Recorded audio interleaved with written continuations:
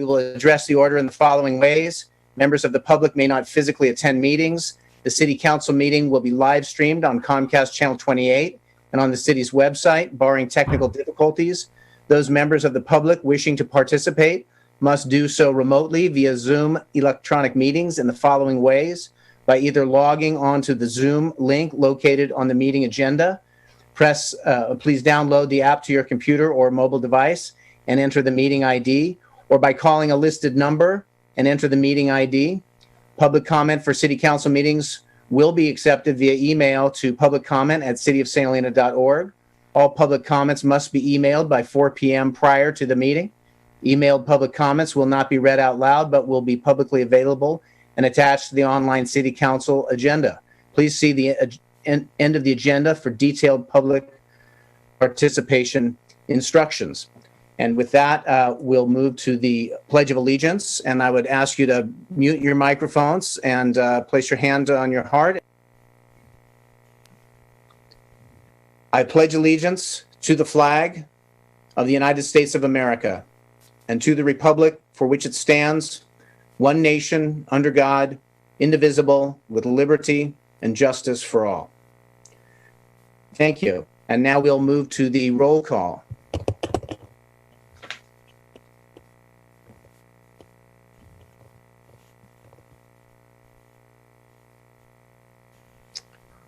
Cindy, are you with us? There you are. Here? Yep. Vice Mayor Doring? Here. Councilmember Knutson? Present. Thank you. Koberstein? Here. Ditto. And I see her. Hi, I'm here. I'm back on. Very good. Thank you. With that, we'll move to public forum. Before we begin that, I just want to take a moment and remind our community and thank everybody again for their focus and staying concentrated during these emergencies. Thank everybody for the stability they bring to their part of the community as we work through these issues together. I want to remind folks that we're still in high fire season, so making sure to have a go bag, plan, and be alert, calm but alert. And then continue practicing the 3 W's of COVID protocol. That is washing our hands, wearing a face mask, and watching our distance, social distance, physical distance of 6 feet.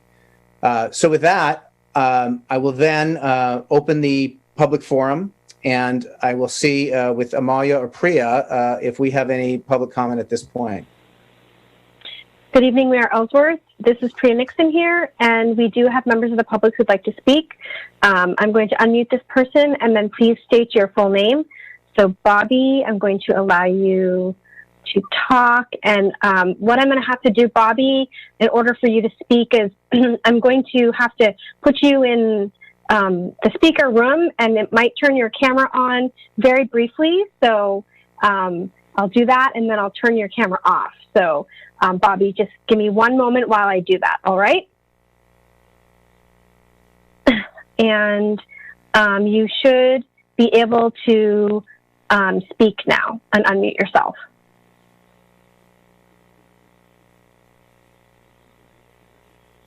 Okay, can you hear me now? Yes. Okay. Yeah. All right, let's see. I have a few things. I wrote to the council about the idea of adapting our leaf blower ordinance to reflect the new reality of extended fire seasons and the solid particulate pollution in our air.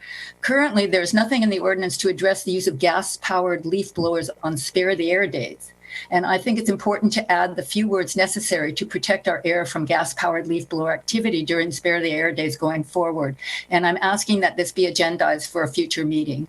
I also worked with the city a few years ago to have 2 easily identifiable icons on the city's homepage that will show at a glance whether or not it is a Spare the Air day and what level of water restriction, if any, we are on, and on a particular day. I feel that workers coming into our town should be able to check the Spare the Air Day and water alerts with a quick look at the city's website from their phones. A bilingual alert would be preferred. In addition, if you click on the icon, this is my fantasy, the user will be taken immediately to a bilingual list of rules and consequences if the rules are broken for those 2 items. I spoke with a representative from the Bay Area Area Air Quality Management Board today, and he said that the city could easily be put on a daily alert list if it isn't already, to receive the information necessary to post if we had that on our website. In addition, I sent you today an announcement from the Bay Area Air Quality Control Board regarding a garden tool exchange program that would facilitate the ability for current gardeners to exchange their gas-powered leaf blowers for electric leaf blowers with little or no cost to them. And I'm hoping that you'll be able to take a look at that. And I'm asking that this be agendized for a future meeting as well. And one more, at our last meeting, I asked that the resolution for single payer medical care, as that's very much like Napa's resolution and Healdsburg and so on, be put on the agenda. And I did not, I don't think the council said yay or nay at that time. And I'm just wondering about whether you are considering putting that on the a future agenda as well. That's it. Thank That's you. enough. Thank you. Okay. Is there additional public comment at this point, or any thoughts from the council on the previous public comment? So we can then look, is there additional public comment at this point, Priya or Amaya? I'm looking right now to see if there's additional public comment, and I'm not seeing any hands raised. Okay, very good. With that, I will close public comment. We'll move now to reports by staff and City Council, future agenda items, and AB 1234 reports. I'm going to first call on our city attorney, Kara Ueda, and I will say that this is going to be our last full meeting with Kara. She was appointed by the governor to a judgeship with the Sacramento County Superior Court. We've been deeply honored to work with Kara over the last number of months, and certainly wish her great things moving forward. And just want to extend that thank you, and hopefully you'll join us at the next meeting to take in a full thank you from the council. Thank you, Mayor Ellsworth. I appreciate that. Yes, as the council and the staff are aware, Governor Newsom recently appointed me to be a judge in Sacramento County. I'm incredibly honored and humbled to have been appointed. But what this means is that I will be leaving my firm and the practice as a city attorney in a few short weeks. I have truly enjoyed being the city attorney for the city of St. Helena and working with the staff and getting to know your community better.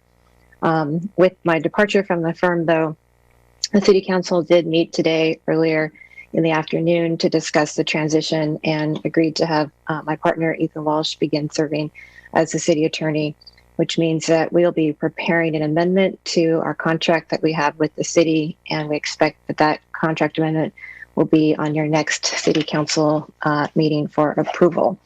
The city council also met to discuss a real estate matter, and there's no reportable action for that item. Very good, thank you, and we'll look forward to seeing you again next week for everybody to give their regards. We'll move now to our city manager report.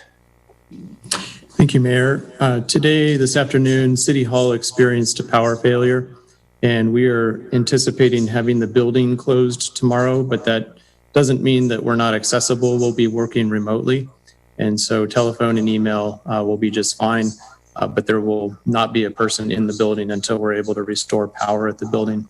Secondly, due to the excessive heat over the weekend, the city opened a cooling center at the Carnegie building, a former Carnegie Library. And I want to thank the staff who assisted with that over the weekend, both on Sunday and on Monday. Thank you. Thank you. And we'll move to our finance director. Thank you. Two quick items. The first is that we did submit the application for the CARES funding that the city is being granted. So it's approximately $75,000. So we did submit our application for that funding. And then secondly, it went out in a press release last week that I'm very excited to announce that after we met with Standard & Poor's this year, we do an annual update with them where they look at our water and wastewater systems. And what they do is at that point, they either upgrade or downgrade our rating. We still have the same rating, so it's an A- rating. However, they updated our trajectory from negative to stable. So I was very excited about that. And thank you to the council, because a lot of this has to do with the adoption of various fiscal policies, as well as the adoption of water rates that support our current debt services. So I wanted to update the council and the public on that. Thank you. And we'll move to our city clerk.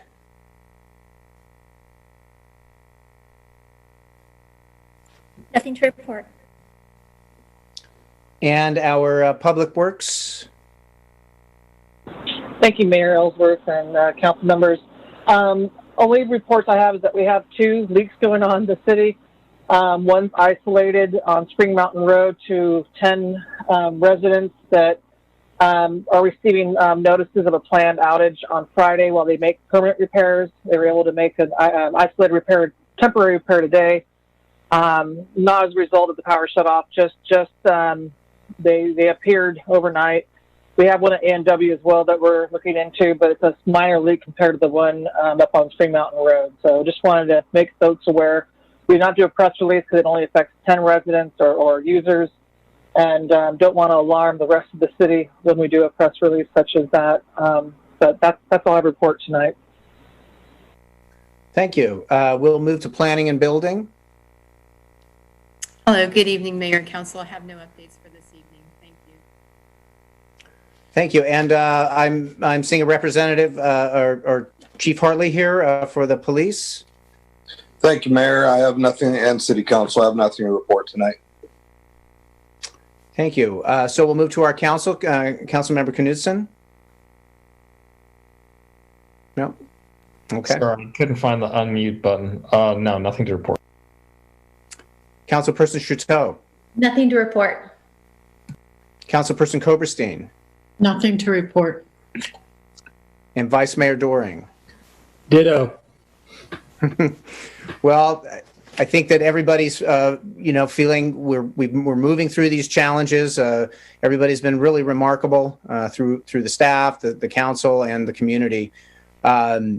So just want to thank everybody for the continued focus, and we'll have a report in a bit from City Manager Presswich on the ongoing challenges, COVID related, et cetera. And so with that, we will now move to our presentations and public recognitions.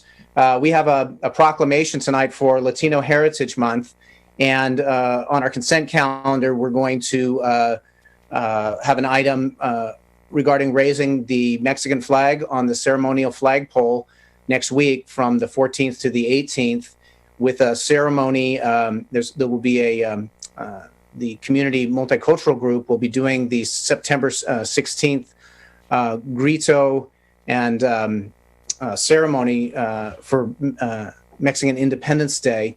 I've been corresponding with a member of the consulate, the San Francisco Mexican consulate.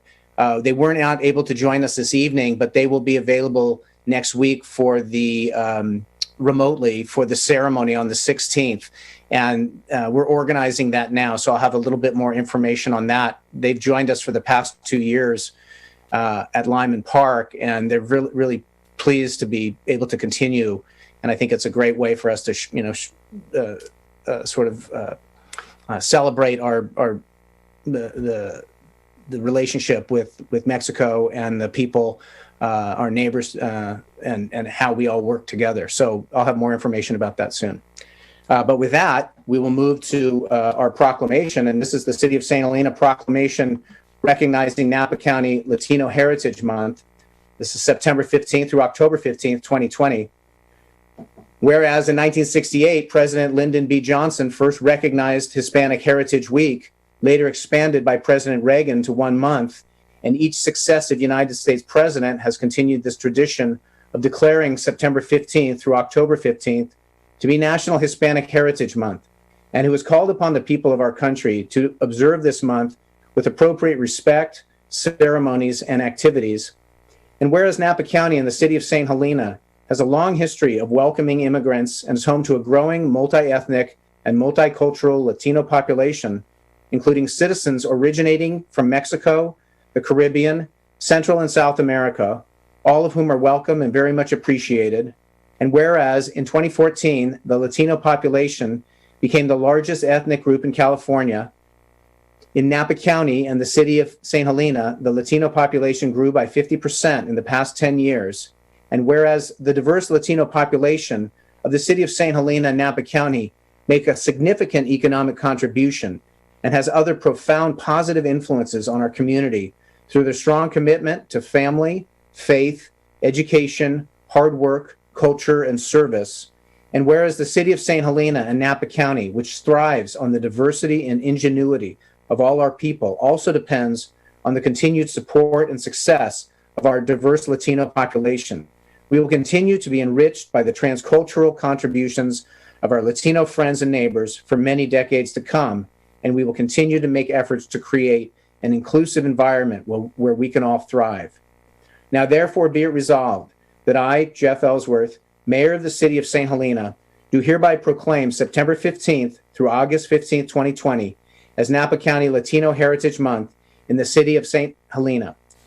In witness whereof, I do hereby set my hand and cause the seal of the City of St. Helena to be affixed this 8th day of September 2020. And this proclamation will be presented to the consulate of Mexico when we make that, we get that organized for next week. So thank you very much. And with that, we will move now to item 7.1 in our staff briefings. This is our monthly water update by Ms. Smithies, our Public Works Director and City Engineer. Yes, thank you. Earlier, Mayor and council members, I forwarded you the last 2 months of the water reports, July and August. We did finish the 5-year rolling average of July 1st was a surplus. I believe I alerted you to that in June when we announced the phase 1 restrictions. But we are in a drought year. We only received 20 inches of rain this year. And Bell Canyon at this point is currently at 46.6%, beginning with at the end of August 31st. In the notice, there's concern about, do we go to phase 2 just yet? Per our municipal code, it asks whether or not we can meet our November 1st demands on the next November 1st, which is next year, 2021, if I'm interpreting correctly, and to add additional weight to whether or not we meet the triggers established by the Safe Yield Committee of 2011. Based on the current numbers, we are not in the phase 2 mode just now, but we will know in the coming weeks whether or not usage has increased or staying relatively the same. If we were to compare previous years, we're on par with 2007, even though it started off the July 1 with a higher record or higher Bell Canyon capacity in 2007. Water use in that year was at 1,900 acre feet, whereas today's date in the last 3 years, we're pivoting right below 1,700 acre feet or 1,500 acre feet, depending on which calculation you use for safe yield. Our other things that we have, the difference between 2007 and now, is that we have 600 acre feet a year allocation from the city of Napa and the ability to increase that number to 200 acre feet if needed this year. I already reached out to the city of Napa earlier this year in the event that we did need additional water, and they said we could utilize that 200 acre foot need if in fact the city needs it. We cannot collect rainwater until November 15th, but if the temperatures start to cool as they do in fall, hopefully that the evaporation loss in Bell Canyon will stay on par with last year. We've been going in the last 3-year cycle of fire weather, but the usage still stayed around the same the last 2 months, and we're hoping for the same. But look to your concerns or comments or fall feedback on my report this evening. But right now, the trigger point's not there just yet. But we're on par. We're close, but not there quite yet. Thank you. Are there any comments from council regarding this? To me, you're telling us that you're watching very closely. We have a couple of sort of safety valves in the fact that we can get additional water from Napa. So we may not be at the point of moving to that phase 2 yet, but we're close and we're watching it. And in advance of that, we were asked, to follow up with, allocation. What does that mean to the residents and businesses if we do go to phase 2? Finance is aware of this concern, and we're working on determining those numbers. I think it's straightforward for residential use, but it's a little more individual based when it comes to businesses. Okay. Is there any council question at this point? Okay, I'm seeing none. So we will move on, and we'll go to our, thank you for that. We'll move on to our update on the wastewater treatment plant, also by Ms. Smithies. Thank you. One staff member was able to, our chief plant operator was able to go to a field visit for a similar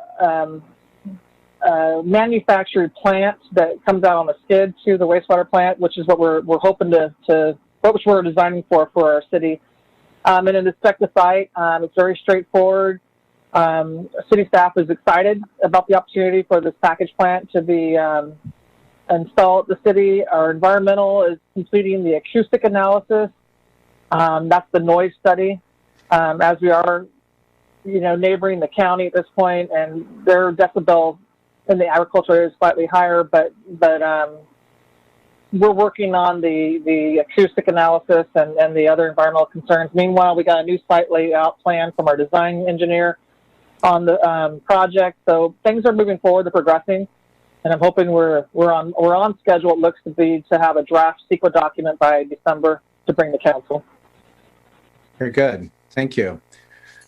Okay. With that, we will now move on to item 7.3. This is our city manager update on fire and COVID-19 emergency.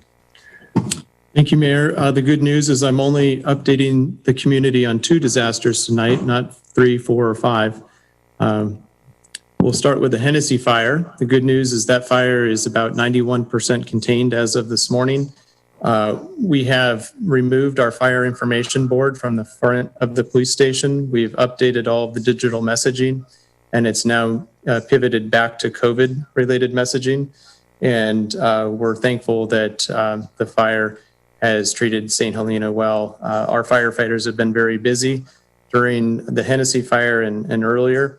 And during that time, we have staffed the station on a 24-hour basis to be prepared for spot fires, et cetera.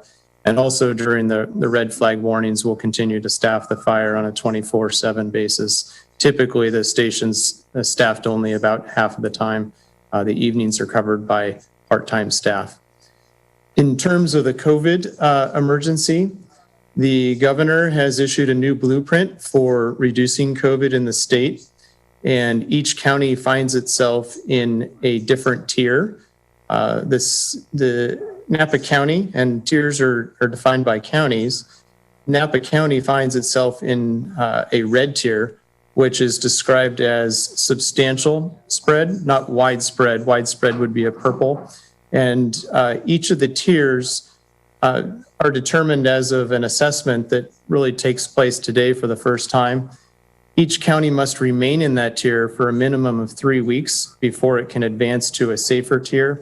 And metrics will help define whether we're able to move into a different tier that will reduce various aspects of limitations on businesses. So at this point, we'll continue to provide updates to the council at regular council meetings. It will be a minimum of 3 weeks before we're able to potentially move a little higher. I think the challenge is we were probably, fair to say, close to a purple designation, so it may be a little bit more time before we're able to move into a higher tier, but we'll continue to monitor that situation. All of our messaging with our digital message boards and typical COVID-related messaging will go back to the safe distancing, reducing gatherings, et cetera. And I'm happy to answer any questions that you have on either topic tonight. Any council questions here at this point? Okay, seeing none, thank you very much for the report. And again, thank you to staff for just the remarkable job of staying focused through all this and continuing the things we need to get done in the midst of all this. So thank you. Okay, with that, then we will move to our consent items. And this is where members of the council or the public may ask that any items be considered individually for purposes of considering alternative action for extended discussion or for public comment. Unless that is done, one motion may be used to adopt all recommended actions. So I'm going to read through the numbers of the consent items, and if anybody would like one pulled, and if Priya or Amalia can keep an eye on the public to see if anybody raises a hand, I'll just go through the numbers here. 8.1, 8.2, 8.3, 8.4, 8.5, 8.6, and 8.7. Are we seeing any hands? No. We're good there. Okay, and I'm not seeing any from council. Is there a motion to pass the consent calendar? I move that we pass the consent calendar. I'll second. And a roll call, please. Councilmember Chateau? Yes. Koberstein? Yes. Knudsen? Vice Mayor Doring? Yes. Mayor Ellsworth? Yes. Yes. Thank Okay, you. very good. So we'll move past that. Public hearings, we're seeing none. We'll move now to old business, item 10.1. This is review and discussion of possible backup standby generator regulations. And I have Aaron Heacock as our senior planner on this. Is he here to deliver this? I'm seeing him. Yes. I am. Thank you, Mayor. So I'll keep this fairly brief. Staff previously brought a discussion item to the council regarding backup generators on October 22nd, 2019. Since that time, power outages have occurred and the threat of PSPSs has continued. As a result of these outages, 33 generator permits have been issued since January 2019. And since that previous discussion, staff has also learned of liquid-cooled generators, which are slightly quieter than air-cooled generators, but cost roughly twice as much. And also of various sound control enclosures that would reduce noise by about 20 decibels and cost in the $2,000 range. At this time, staff is seeking direction from the council regarding backup generators and if code changes are desired. And I know Phil has something he would like to add regarding the sound enclosures. Yeah, so the sound enclosures, they do void the warranty of the air-cooled generators because they can restrict airflow. There's a fan that is associated with the enclosure, and that fan has to be working. And so the manufacturers say it voids the warranty. Now, as long as the fan is working, then the generators do stay cool, and there seems to be no problem with the operation, but that is a consideration. If the generator overheated, the manufacturer most likely would not cover it if one of those enclosures was installed. Thank you. And that's all we have, and we're happy to answer any questions you may have at this time. Okay, so you've synthesized some of these ordinances from other areas, and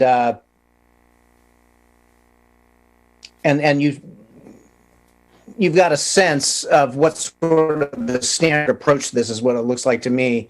Are there any thoughts from council at this point on this?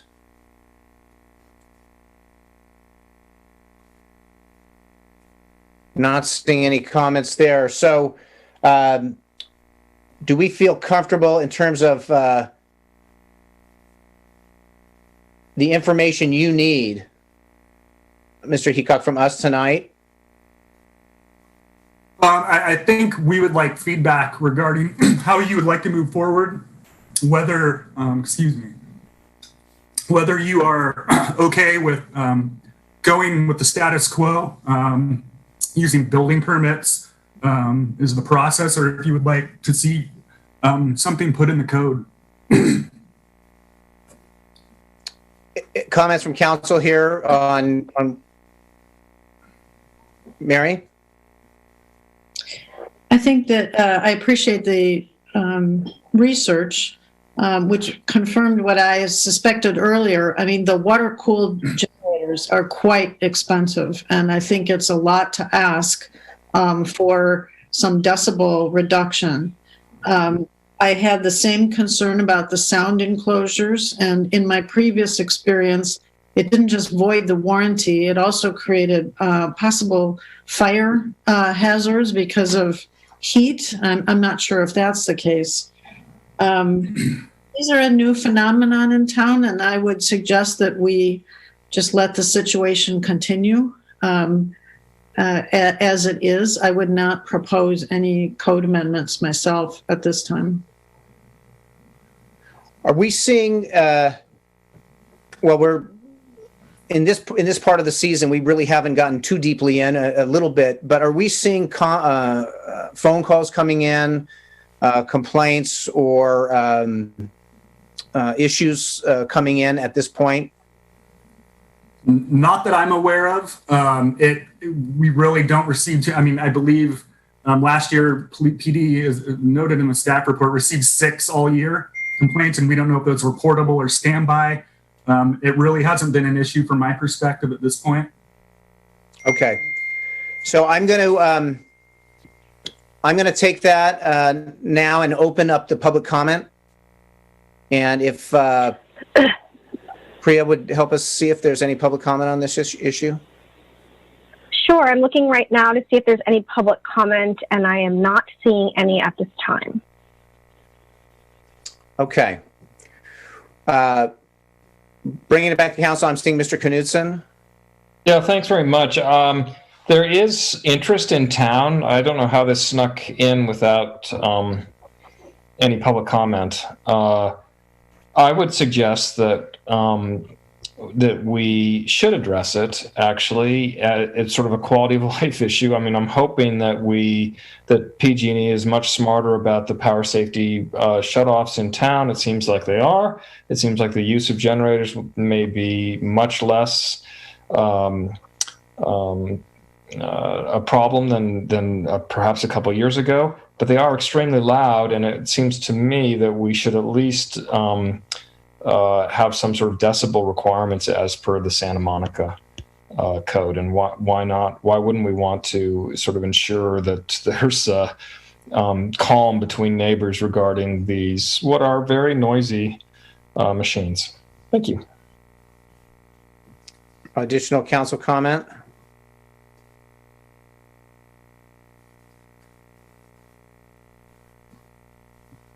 I'm seeing Mary.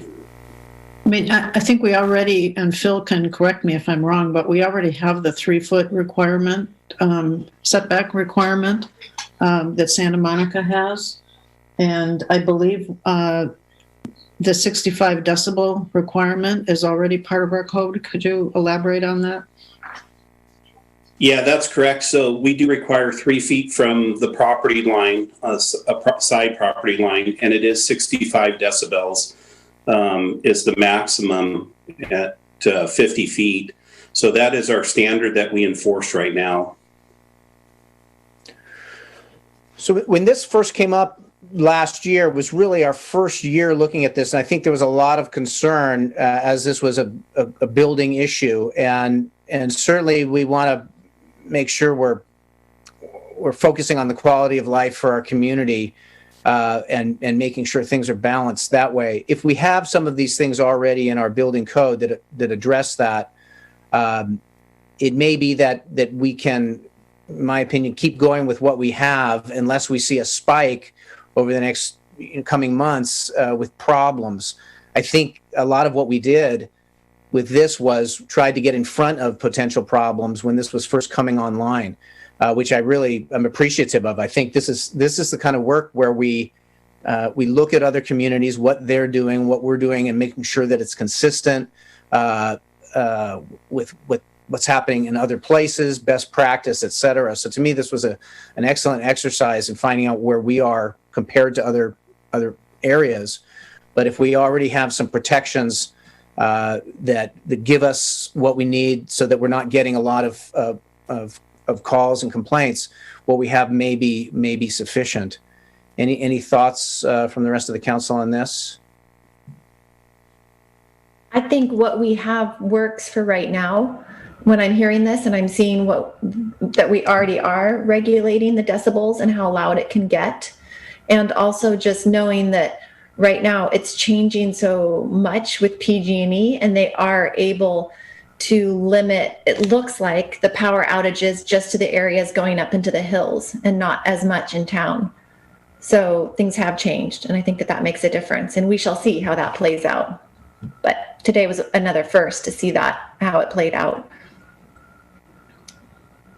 I think that's a good point. There's a different dynamic here this year than last year with what PG&E has done. Any other thoughts from council?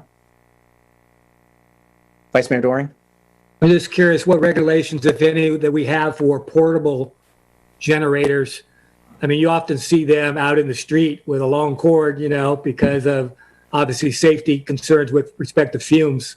Are there other regulations that govern them separate from the standby generators?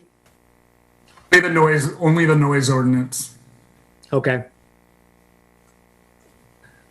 To me, that seems to be more of a focus.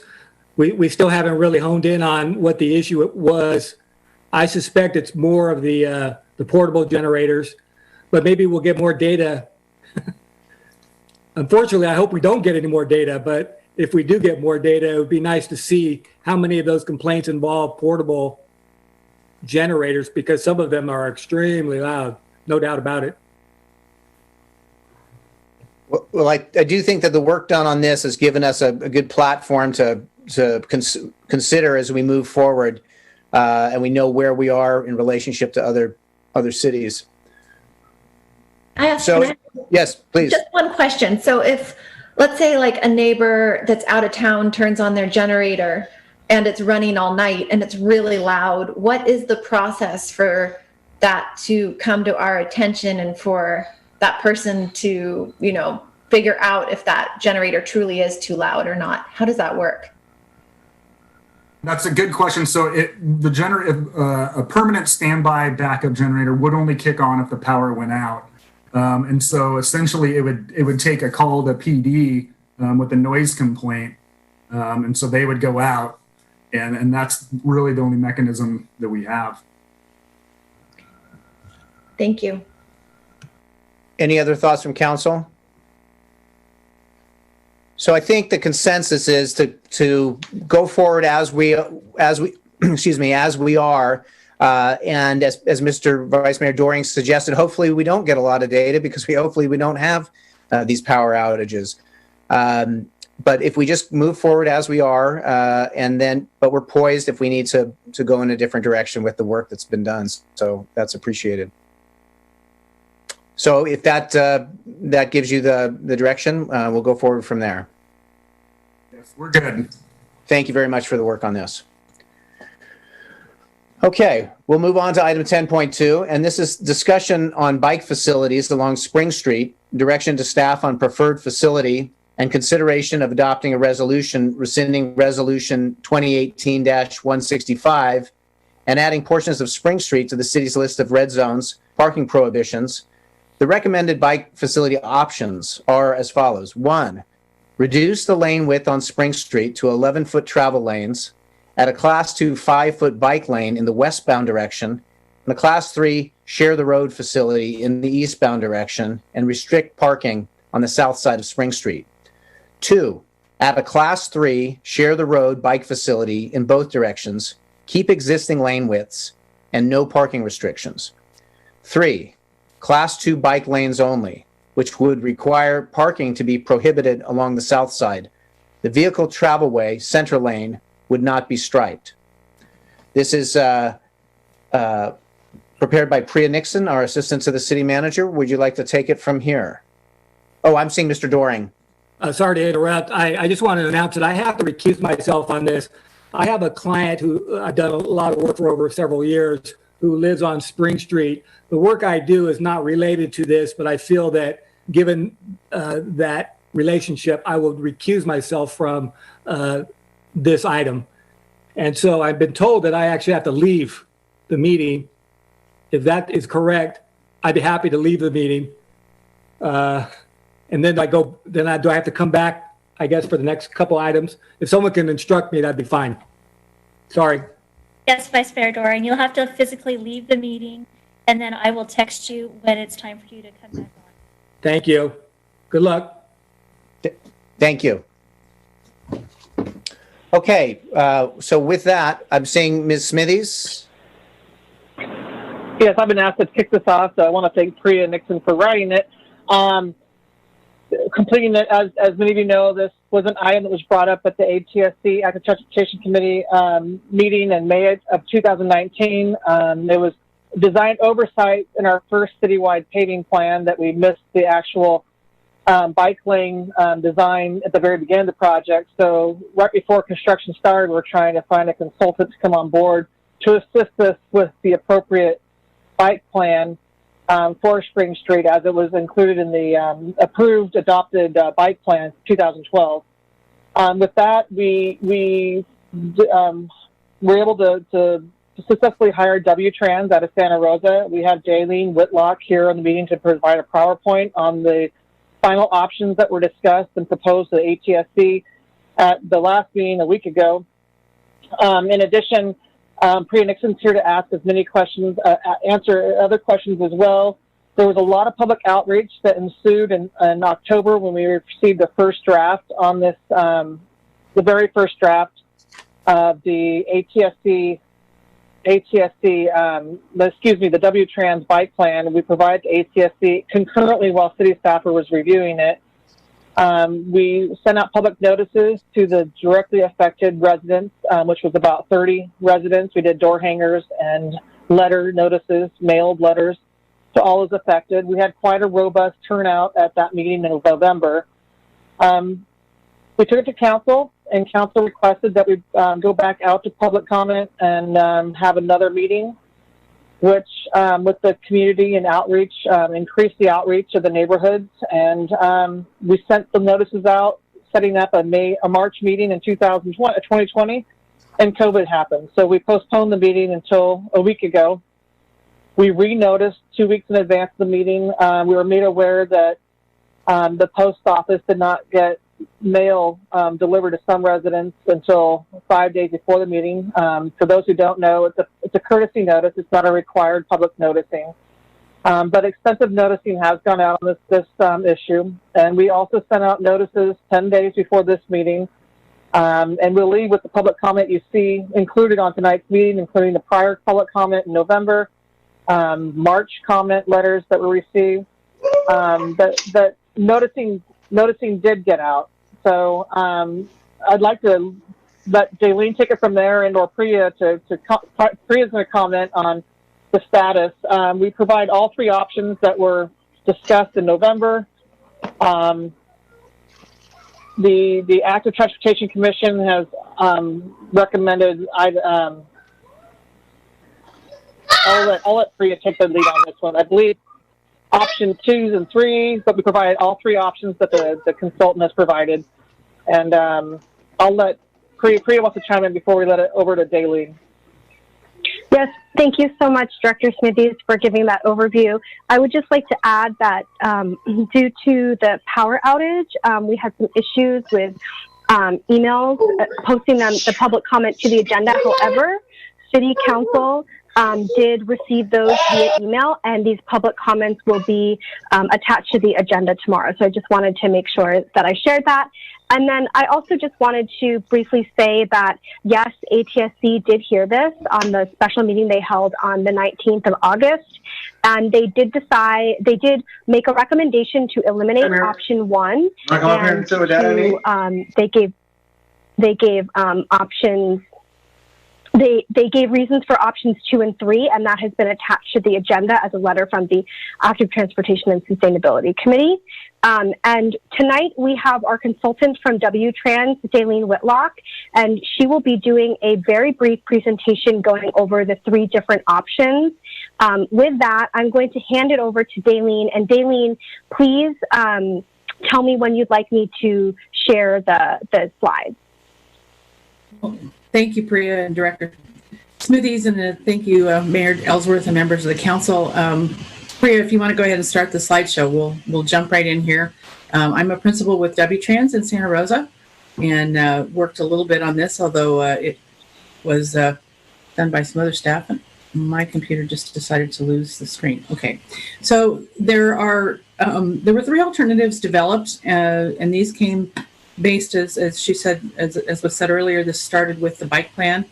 And so the alternative that the Active Transportation Commission decided not to forward to you was alternative 1, which would include 11 to 12 foot lane widths. It would have a 6-foot class 2 bike lane for eastbound or uphill riders, and then downhill riders would have a class 3 bike route, which would be marked with SHARROWS, and that would result in loss of the parking on the south side of the street. So that's alternative 1. Next slide, please, Priya. The second alternative would also would allow parking to be retained on both sides by creating just a class 3 bikeway in both directions. So you would have a center line, you would have the SHARROWS in the lane. The lanes would be 10 foot wide in order to accommodate 8-foot parking lanes on both sides. So this would give you marked bike facilities in both directions of the same type, both in class 3. Next slide, please. And then finally, the last alternative was developed, and this is the one that is most consistent with what your bike plan calls for. It allows the provision of bike lanes in both directions. So you do have a striped bike lane in each direction. You would retain the parking on the north side, but the parking on the south side would be eliminated. It does not include a center line. This is fairly consistent with the lack of a center line is consistent with the section to the west. So that's not an unusual configuration. So that's just a very simple overview. I would be happy to answer any questions about any of those 3 options if you have them. I'm seeing a hand from Mr. Knudsen and from Ms. Chateau. Yeah, thanks very much, Ms. Whitlock. Appreciate the brief presentation. Can you tell us a little bit about center lanes versus no center lanes, just as a matter of philosophy? Several years ago, just as background, the city of St. Helena was actively wanting to reduce or eliminate center lines on some of the residential streets that are also connectors in order to slow traffic. Because the belief was that with the center line, people are more confident about where they are in the street and they tend to speed. Can you tell me your experience as from a traffic engineering perspective? Center line, no center line? Well, I believe that a center line gives a street a little bit more of an urban look and feel to it. So I'm not a big fan of center lines where you don't need them. The other thing that sometimes happens is that you stripe a double yellow center line, which technically you're not supposed to go across. But if your neighbor is stopped in front of the house across the street from you or down the street from you talking to somebody and you want to cross the center line to go around them, making that illegal seems a little bit onerous to me. So I'm not a big fan of center lines on residential streets. I do like the idea of the 18-foot cross-section, which is a narrow travel lane, or narrow travel way. It's enough for the fire trucks, especially when you have a bike lane next to it. There's more than enough room for emergency access, but that narrowing of the travel way has the exact opposite effect that you were talking about in terms of speeding, is that by giving you the feeling that you have less space to maneuver, it helps slow the traffic or calm traffic, as they say in the industry.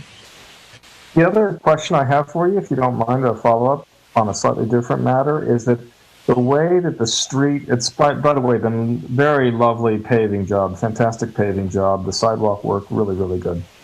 But the south side along the cemetery, both cemeteries, it's sort of a less consistent surface between the end of the street and the sidewalk. And can you talk about that in terms of, we've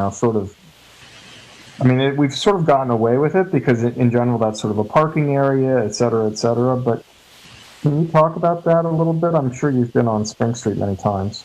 Well, it's generally reserved as a parking area. It's not meant to be part of the travel way per se. It works great for parking.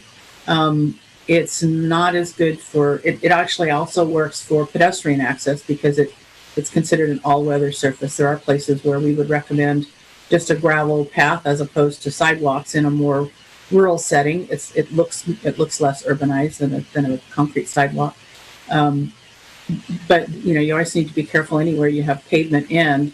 You want to make sure that it's a smooth drop off, and that's one of the things that happens when you get new pavement, is that now all of a sudden your road surface is 2 inches or 3 inches higher. So they've got to come back in and smooth out those edges anywhere that it's not abutting a gutter or some other surface. So in this case, wherever you're paving right next to a gravel shoulder, they then need to come in and create a transition between that new pavement height and the gravel below it. The other, and thank you for, Mr. Mayor, thank you for allowing me to extend my questions of our expert here. And Ms. Smithies, thank you for bringing her on board. This is really useful. We have a bike plan. We have a plan that we're intending to, as we pave roads, we're intending to implement our biking plan. And one of the things that I've been thinking about a lot is how do we allow, to me, the primary school, I see kids riding their bikes generally with parents to the primary school. How do we allow children, say 8, 9, 10 years old, to feel comfortable riding their bikes by themselves along our city streets? And I'm just wondering if the sharing of a bike lane with a car lane, what's sort of the standard for 8-year-olds on their bikes in traffic, even though it's in our small rural town. How does that play? Are 8-year-olds bicycling in along with cars, or generally do their parents prefer to them to be in their own separate bike lane? In general, I would expect 8-year-olds to ride on the sidewalk. I wouldn't expect to see them in the street at all unless they're with their parents. I think that's perhaps a little bit too young to be cognizant enough of traffic conditions.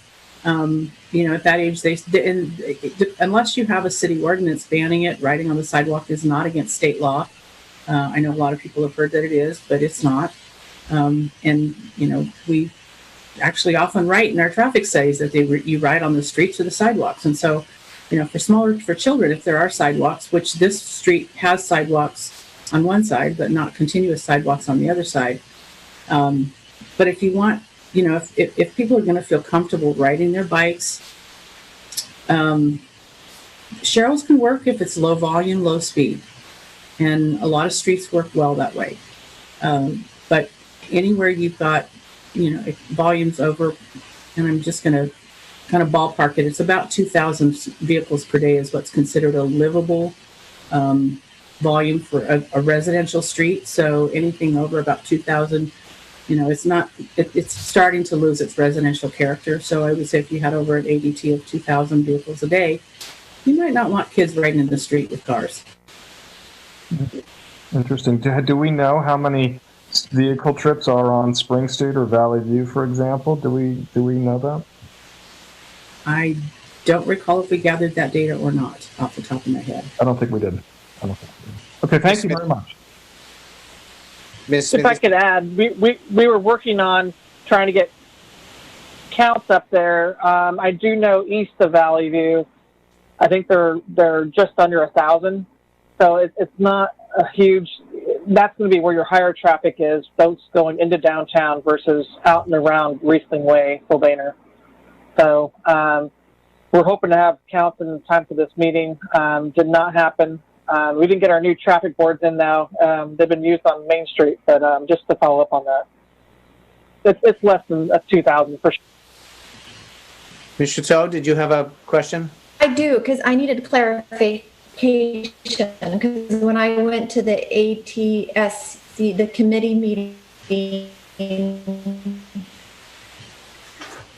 first one, I thought that I heard that the streets wouldn't be wide enough with the 18 feet. But what I'm hearing right now is that they are wide enough without the center line. Is that correct? It's right. And at the first, when we started on this work, we were given some direction by police, fire, public works, a variety of agencies. And one of the things we were told is we couldn't go under 20 feet, that the fire department needed a minimum of 20 feet between edge lines.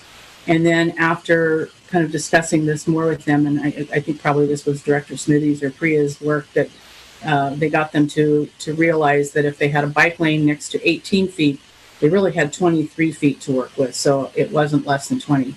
And that was the point at which the 18-foot travel way came about as an alternative without a center line.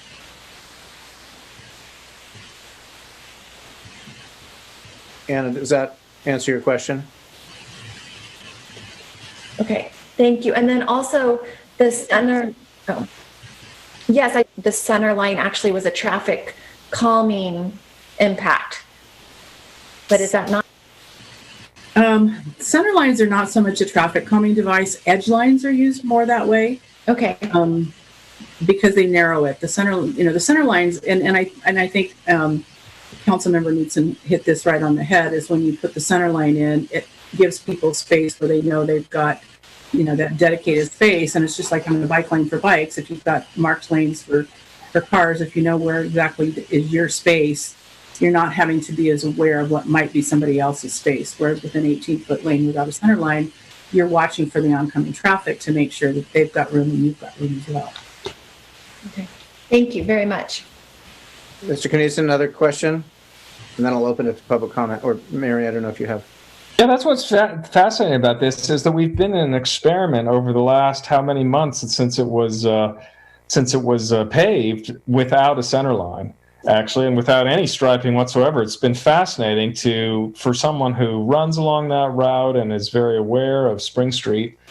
It's been very fascinating to see how traffic has responded without any markings on the street. So we have some experience with that already. Okay. Any other council comment before I open for public discussion? Seeing none, I will ask Priya if we're seeing any public comment. Or Amalia? At this time, yes, we do have public comment.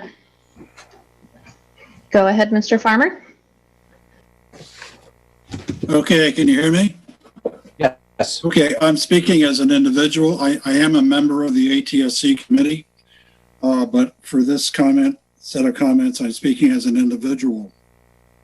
If you look at the entire length of Spring from Oak going west, you will see the border lines on both sides go all the way up to Valley View with no center line.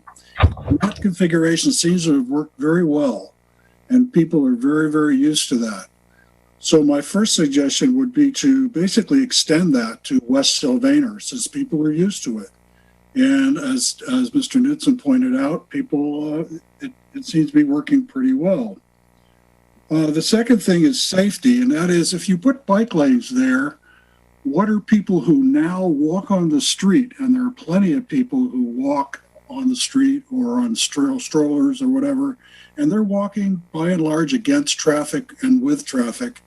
And all of a sudden, if there are 2 bike lanes there, now what? Are they now in conflict with the bicyclists in that 5-foot lane? That's a big safety issue, I think.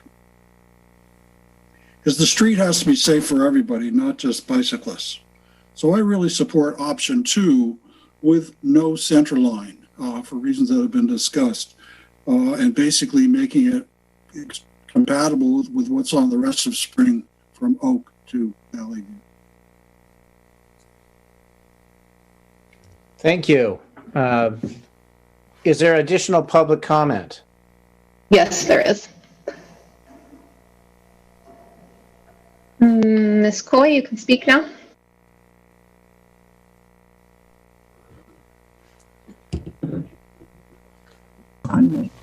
Okay, my name is Marilyn Coy. We have lived on Springbrook Court, which goes into Spring Street, right west of Valley View. And we've raised kids in this area. They've ridden bicycles all over, and everything, it's been good. Bicycles versus pedestrians, I think there's way more pedestrian traffic than there is bicycles. I also want to go on record that I was not given any warning about these meetings and so forth prior to the one that was in August, about mid-August last month. And that's when I came on board to speak out about this. And specifically, our concern at this point is restricting the parking on the south side of Spring Street.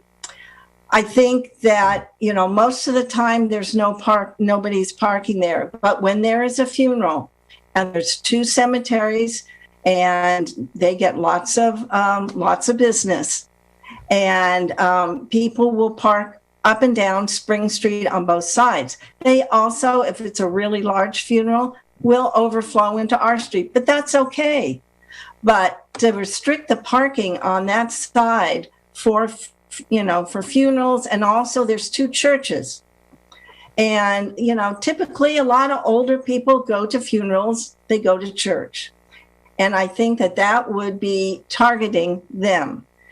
There was discussion at the active transportation meeting about putting signs and making it legal. Well, that's too confusing. I mean, even, you know, for somebody who might not live here to drive up and see no parking signs and then you can park, that's very confusing. I think that that would take away from the ruralness of our street out there. You know, putting a lot of signage on the roads, you know, that sort of clutters it too. I like the open, pavement, and I'm so happy for the pavement that they did at the end of our street because it was terrible for many years. I sort of agree with Jeff on the continuing the white lines up the sides. And, you know, people will make decisions, whether they're walking or biking or driving, that what is best for those people on the street. So I would strongly urge you, if you have to act on something, to select number 2 that keeps the parking on both sides of the streets, yet making some concession to, yes, we should be aware of bicycles on the road. Thank you. Thank you. Is Maya, are we seeing any other public comment? I do not see any at this time. Oh, I apologize. There is one more. Ms. Carlota, go ahead, please. Hi, can you hear me? Yes. Yes.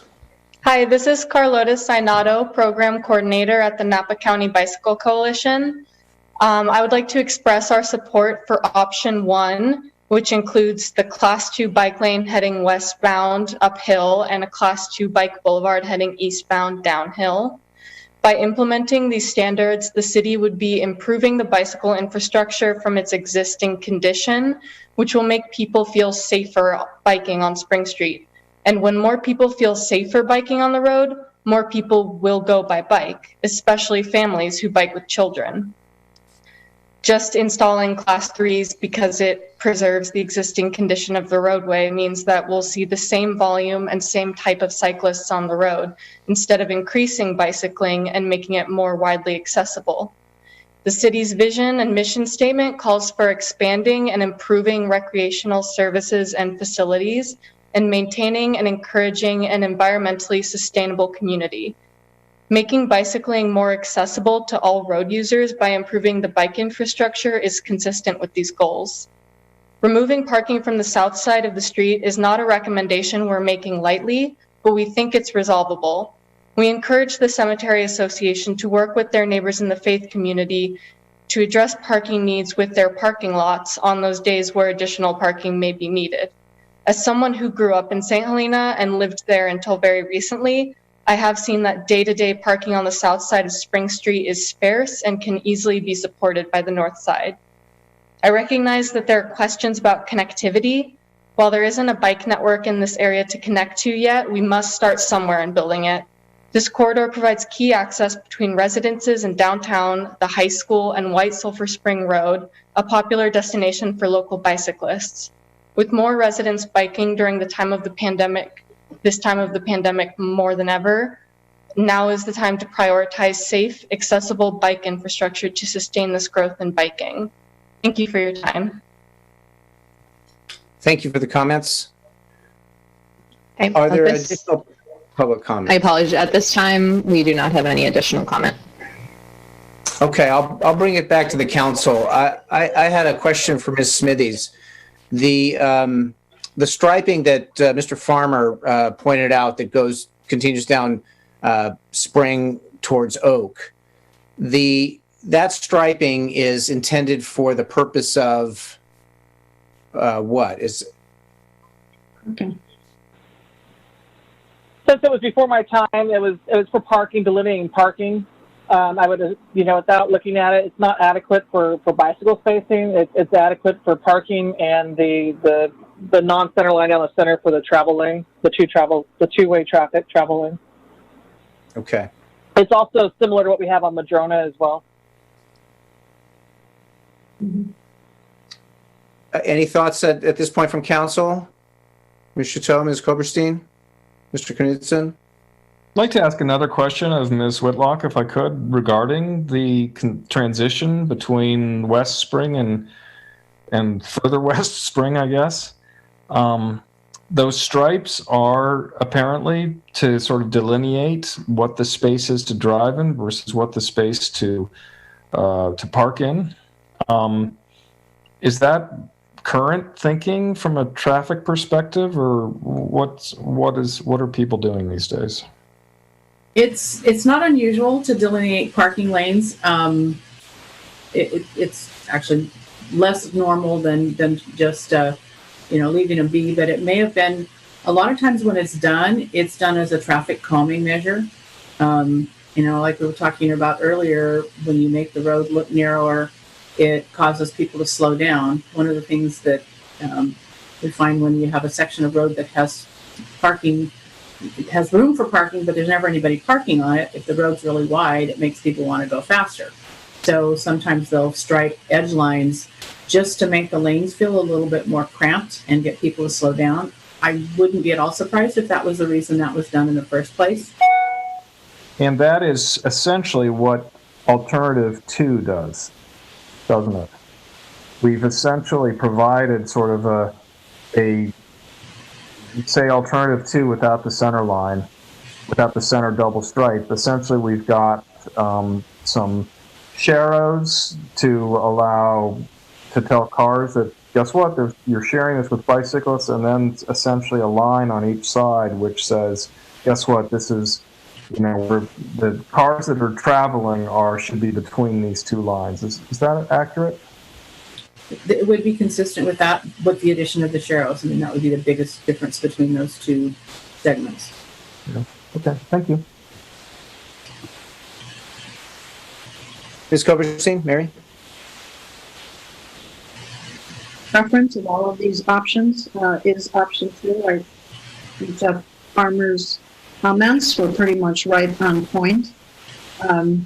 I have a concern, frankly, about the westbound bike lane, that is 5 feet wide. I almost consider that more dangerous for that bicycle person because it forces you to ride right next to all those parked cars. Whereas now people freely ride, on one half of the street, and I think there's less chance for some kind of accident between people opening car doors and bicyclists. I understand that we need to get people to bike, but we also have a lot of people who like to walk here, and that's also an alternative mode of transportation. And I think option 2 is great because those parking lanes, I think they are also perceived as safe walking lanes for pedestrians. And frankly, the pedestrian access along the south side of the street here is not great. It's uneven. There's a big difference between the grade of it in some places and the grade of the roadway. So my preference is for option 2. This is not a heavily traveled area. I walk it every day myself. And I prefer option 2 basically for the reasons outlined by Mr. Farmer. Ms. Chateau? I prefer option either 1 or 3 for me because this is part of our plan that we already have, and the bicycle plan that we've already adopted is moving towards more bike lanes. And I think that we need to move towards that future. We know with our climate change goals that we have to get more people out of their cars, and you can't travel from one side of town walking fast enough for your everyday trips, and you can with a bicycle. So I think it's really important that we start creating the infrastructure in town to do what we say we're going to do, which is to put the protected bike lanes so more people feel safe. So I think it's important. I think it's important for the kids. I consistently hear over and over again from parents that they want bike lanes. At the ATSC, we had 4 women that all said that. They all wanted actually class 3 bike lanes. There were other women that were in the audience that were moms that said the same thing. So at that time I was thinking 1 would be fine if it was a safety issue and if the center line was needed for traffic calming. From what we've heard tonight, I'm also fine with 3. So, but I would really like us to see that we actually move forward with doing what we say we're going to do with our bike lanes and get a bike lane. David, as a Mary? You know, I understand the bike plan. There is going to be so little connectivity or continuity of this as we go further east based on the existing conditions on Spring Street. And for me, that's one of the things that overrides the necessity of moving with option 1 or option 3 at this particular location. This is not a big through travel area. It's very much just a residential service, and I would say recreational bikers. And so I think that we can live with this segment under option 2, because I don't think we're going to be able to get to option 1 or 3 as we move further east. Ms. Chateau, did you have a... It is a big cross point for kids getting to our schools. We have St. Helena Montessori on one side, we have the public schools on the other side. You see a lot of crossover with the schools. So what we're trying to do is to connect the neighborhoods and truly make it safe for people and kids to get to school, and also people to go to work. And adults can more be watching out for traffic. And I would say more than ever during COVID, people are not being aware of how they're driving, and they're driving more and more dangerously. So I think that we have a need to do this. Mr. Knudsen, any thoughts as a cyclist? Yeah, I mean, I've got a lot of thoughts as a cyclist. I love to cycle around town, and I'm also completely frightened for children cycling. So I'm supportive of Anna's interest in Spring Street. I think we should make a stand for our cyclists and for the kids that we want parents to feel comfortable with their kids cycling. Yeah, this is a very, very challenging issue. Getting into the balance of this, what we gain, what we move away from. I think there's good points on both sides about how we're setting ourselves up for the future here. One of the good things is that this is a striping. This is not a structural change. So with what we do, there is the ability to see how it goes. And if we need to revisit that, that is a definite, it's a possibility. Arguments on both sides are very compelling. I think the idea that we're trying to create a bikeable and walkable town, that's where we're trying to move. We're trying to slow traffic, to be respectful of pedestrians and cyclists. We're also trying to encourage cyclists to feel safe. The safer they feel, the more they're going to get out there, the more parents are going to encourage their kids to go out there, and we build a culture of bicycle safety. It's a really hard decision, I think. It seems like it's one small area of town, but we're trying to set a course for the future. I'm looking at the options. To me, it would be either option 2 or option 3. That's what it's between for me, because in option 3, the bike lanes would be established going in both directions. Am I clear on that? That the bike lanes would be going in both directions? So then it would create a safe riding area in both directions, and also it would compress the driving lane and slow traffic. I think this is the direction that we're trying to go, and as challenging it is as it is with the parking issues, I think that continued discussion with the cemetery group and the churches might be able to help us find a way if there are events that we can work with these groups and find a way to accommodate. It's going to be a challenge, I think, but I think if we move in the direction of having the class 3s, is in terms of if we move away from number 2, is there a consensus in terms of Anna and David that 3 is the direction as opposed to 1?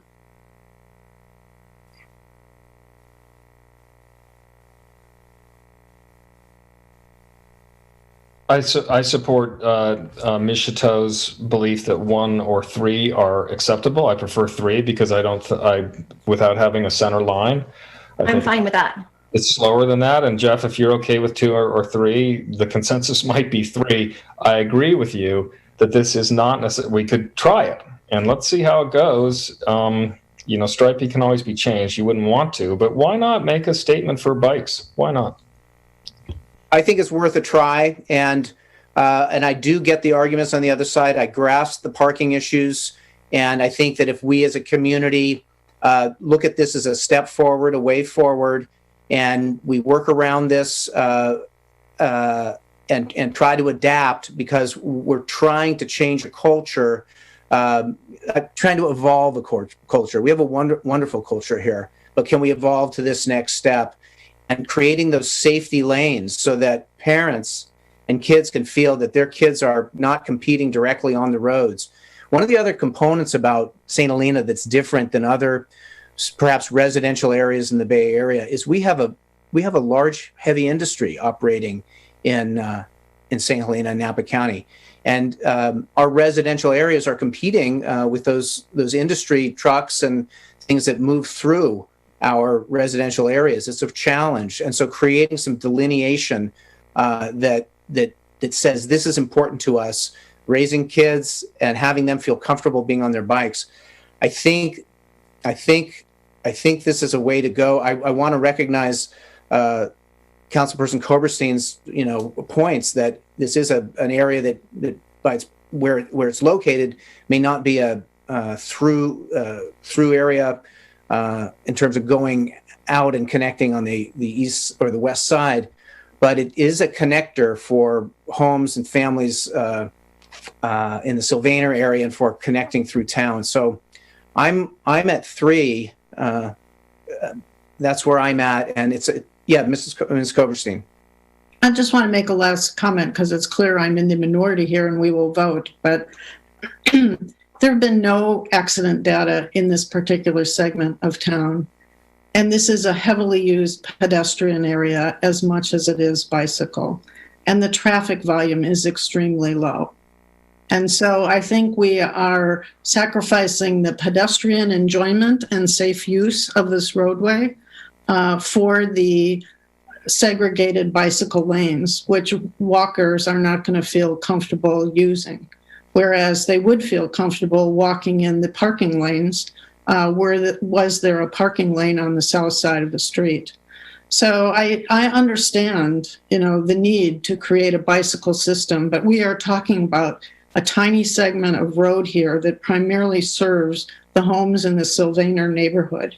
And it is already used in the fashion that it's in. And so what you're talking about is changing it and forcing the pedestrians elsewhere.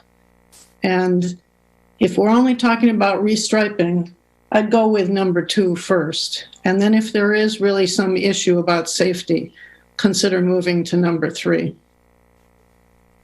That's an interesting point. And so in looking at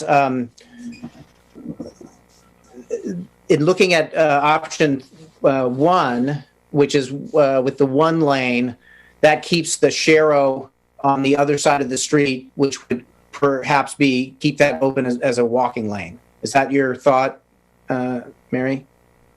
That also takes the parking off the street.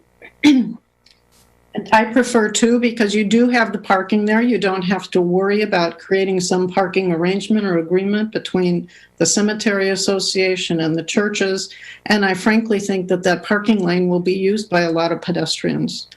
And my feeling is that the painting on the roadway that indicates that it's a shared roadway between bicyclists and vehicles, that for the number of vehicles that are actually on this road and any day, that is sufficient to warn the motorists that they are sharing a road with bicyclists.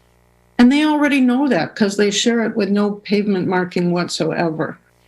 So, I still prefer option 2. I think it preserves the rights of pedestrians that are just as important in this particular area of town. It's used heavily as a pedestrian area, particularly walking all the way up the end of Spring Street. That's all I'm going to say. Thank you. Any further comments, David, Anna? No, I just have to turn my video off because my internet's unstable and it uses less bandwidth when I turn off my video. I'm still with 1 or 3, same as before. And it sounded like with you, Jeff, it was 3. Well, I'm starting to shift a little bit to 1 in that if 1 keeps the SHARROW on the south side or the eastern driving side, does that keep a walking lane a little bit more open on that side if it's not a dedicated bike lane on the downhill side? Any thought on that? Does that give a little mix for walking? Erica, did I see your hand? Or David? Well, just to be clear, both 1 and 3 remove the parking on the south side. So option 2 is the only one that keeps the parking on the south side of Spring Street. But if the parking was removed on the south side and it's a SHARROW, could pedestrians still walk along with the SHARROW, so to speak? So they're not in a dedicated bike lane; they're in the SHARROW, which is everybody. Daily, Mrs. Whitlock. Yeah. Mayor Ellsworth, the eastbound lane under alternative 1 would only be 12 feet wide. So if anyone were walking in that lane, they would be walking in the travel way and in the way of cars. I see. So it doesn't really provide any extra space for pedestrians, which is what Councilmember Kopelstein is trying to get at, is that parking lane provides a space for pedestrians in addition to the sidewalk, which if you take the parking away, they could still walk in the parking lane on the north side, but there would no longer be a parking lane on the south side with either 1 or 3. And the lanes, what's left is not really wide enough to walk in. And in option 3, can they walk in the parking lane on the north side? As long as there's no one parked there, sure. There's no one parked there, right? Okay. David? Walkers walk in the street where cars are. Walkers will walk on the bike lanes. So I'm not really, I love the walkers in the morning, the walkers in the evening, walkers all day long. They're fantastic. I think what we're doing is we'd like to conform to begin with to our bike plan. We have a bike plan that was passed many years ago. This is sort of the first step on the way. And not having striping in the middle of the road, I think, is helpful. Having some stripes for the bikes, helpful. I still support Ms. Chateau's. I think number 3. Let's see. Why not? And another point in support of that is that because this is not an intensely traveled road, this may be a good experiment, a good place to experiment with something like this, to sort of test drive it and see how people share with these dedicated lanes. So I would then lean towards 3, making sure there's the dedication on both sides. And it's a place, we have families on this side of town, and if it's a place where people can get their kids comfortable on a less traveled road using these bike lanes, maybe there's a benefit to that. So I'm inclined to stick with 3. I don't know if if there's a motion. I will make a motion. I will move that we take the recommended action of 3 for Class 2 bike lanes only, which would require parking to be prohibited along the south side, and the vehicle travelway center lane would not be striped. Is there a second on this? I'll second. And before we make the roll call, I just want to say this is a very challenging, difficult decision, but I'm glad we're moving forward. So if we get a roll call, please. Oh, I see Mr. Prestwich. Just want to make sure that with respect to the resolution, and this is really a question for our Public Works Director, City Engineer, the paragraphs and sentences that are contained in the resolution for Spring Street, have they been written for all alternatives, or does it need to be edited for alternative 3? The resolution was only needed for the adoption of the updated red zone and parking prohibition red zone. Excuse me.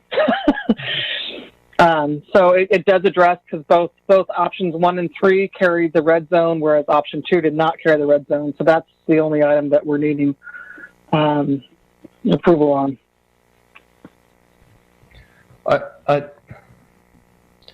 I'd also like to direct city staff, if we can, to come up with a plan for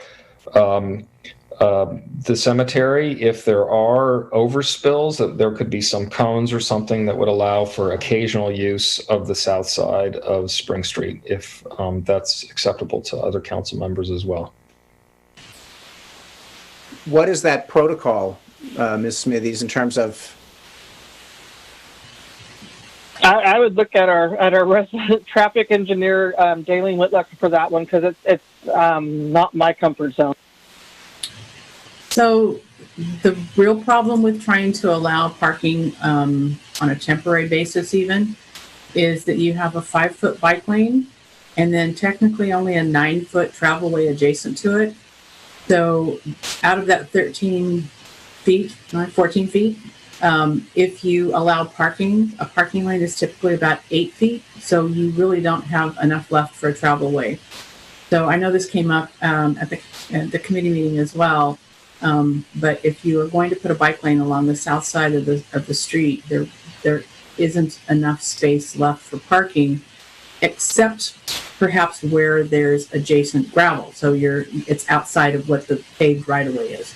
And that could be done through some temporary signing. I mean, we've all been around when there's a parade and there's no parking on this date because you're going to have the parade. This is kind of the opposite direction, that it allows parking on a certain date because there's going to be a funeral. And as long as the bicyclists are notified, that could be done on some kind of a temporary basis, wherever there's sufficient space. That's the only thing I would caution you against is if the 5-foot bike lane is against a curb, you wouldn't have enough width left to still accommodate the parking without also blocking the lane. So thank you, Ms. Whitlock. That's specifically what I was focused on, was the area regarding the St. Helena Cemetery, which has no curb from there out, which has a gravel side or dirt side, which could accommodate these unusual circumstances. But that's outside the resolution. But I support that if we can do that, where it's safe. No. Mary? I just have a question. So now you have several people who do park along Upper Sylvaner on the south side of the road. They park their vehicles there overnight. That is going to be prohibited now. Is that correct? With option 3. The south side of Sylvaner, or are you talking about Spring Street? Yeah, that's correct. That's correct. So again, it's a striping issue. If we move forward and it really is not working, I suggest we revisit in 6 months, or we see how it goes and be responsive. If it's not working, we look at what's not working and what we can do. I think it's worth trying. I think it's worth a conversation with the churches and also looking at a protocol that we can have to create temporary parking if it's needed for a large event. But I think it's worth trying this and looking towards establishing these delineations and see if we can work together as drivers, cyclists, and pedestrians and sort of evolve our approach to transportation with this as an experiment. And like I said, if it's really too much for this part of our community, then we can revisit it. But it's a really tough issue. But I do think it's worth a try. So with that, if there's no further, I'm seeing our city clerk. Who made the second? I did. David, second. Okay, let me know when you want to call for the roll call. Yeah, I think we're there. Okay, Councilmember Toad? Yes. Knudsen? Yes. Koberstein? No. Mayor Ellsworth? Yes. Okay, Thank you. I will call for Vice Mayor Doring to join us. Okay, very good.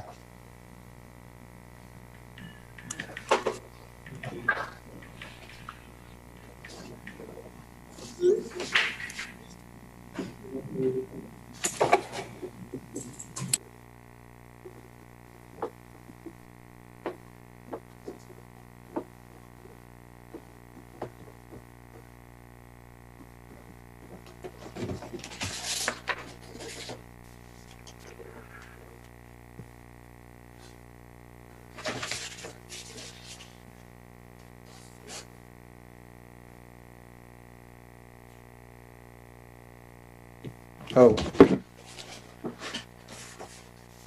Cindy? Do you want to, oops. Whoops.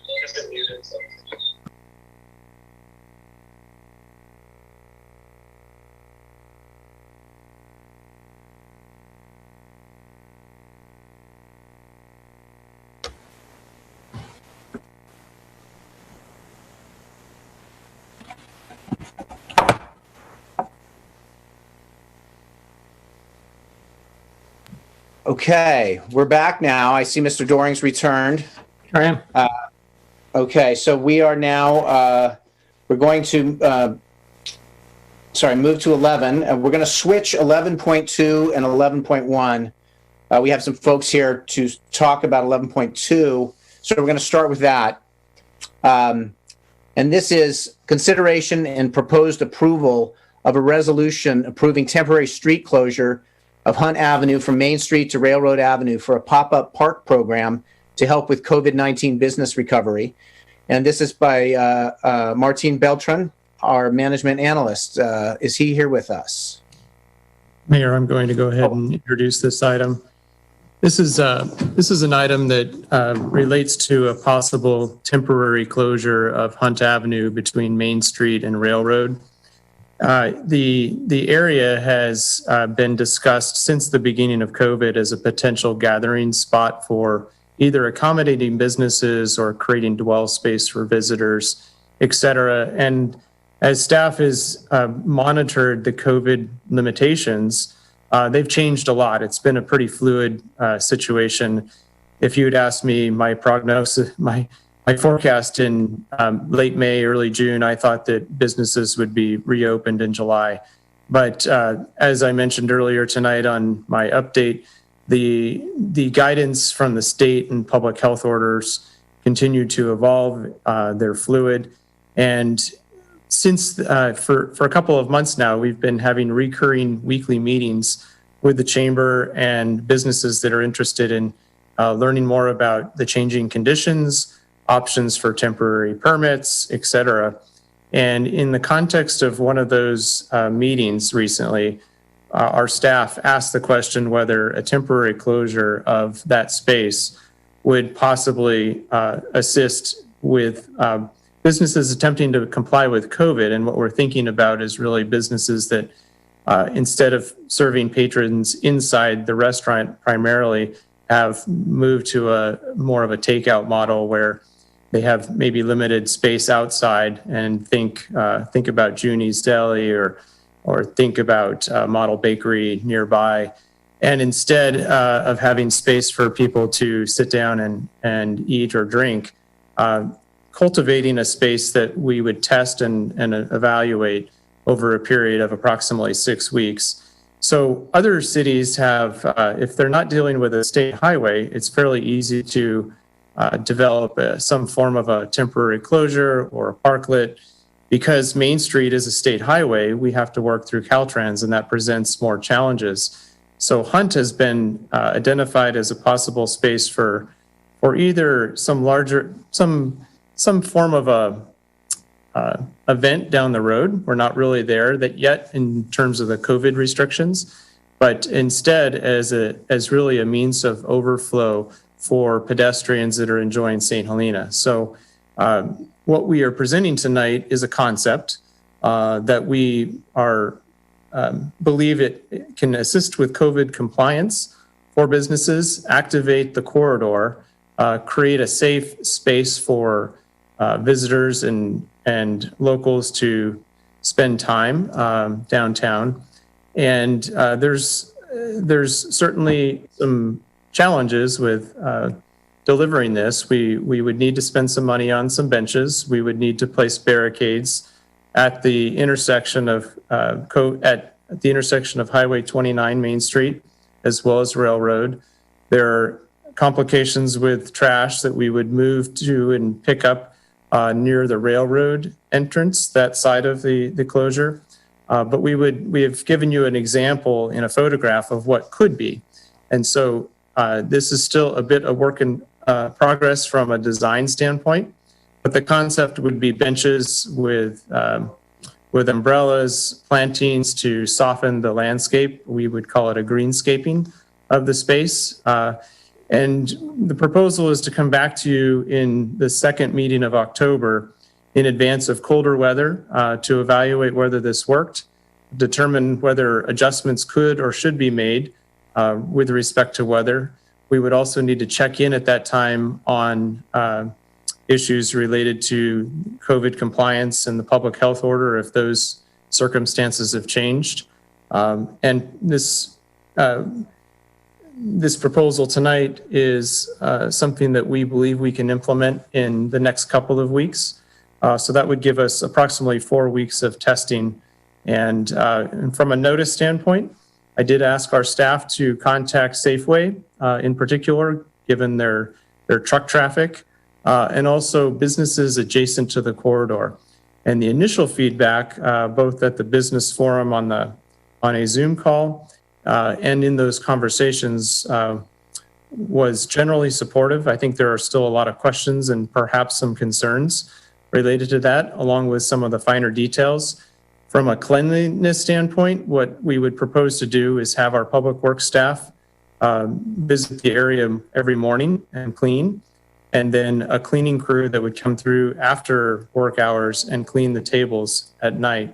So that would be a twice a day cleaning, but not a proposal to clean after every visit by every patron.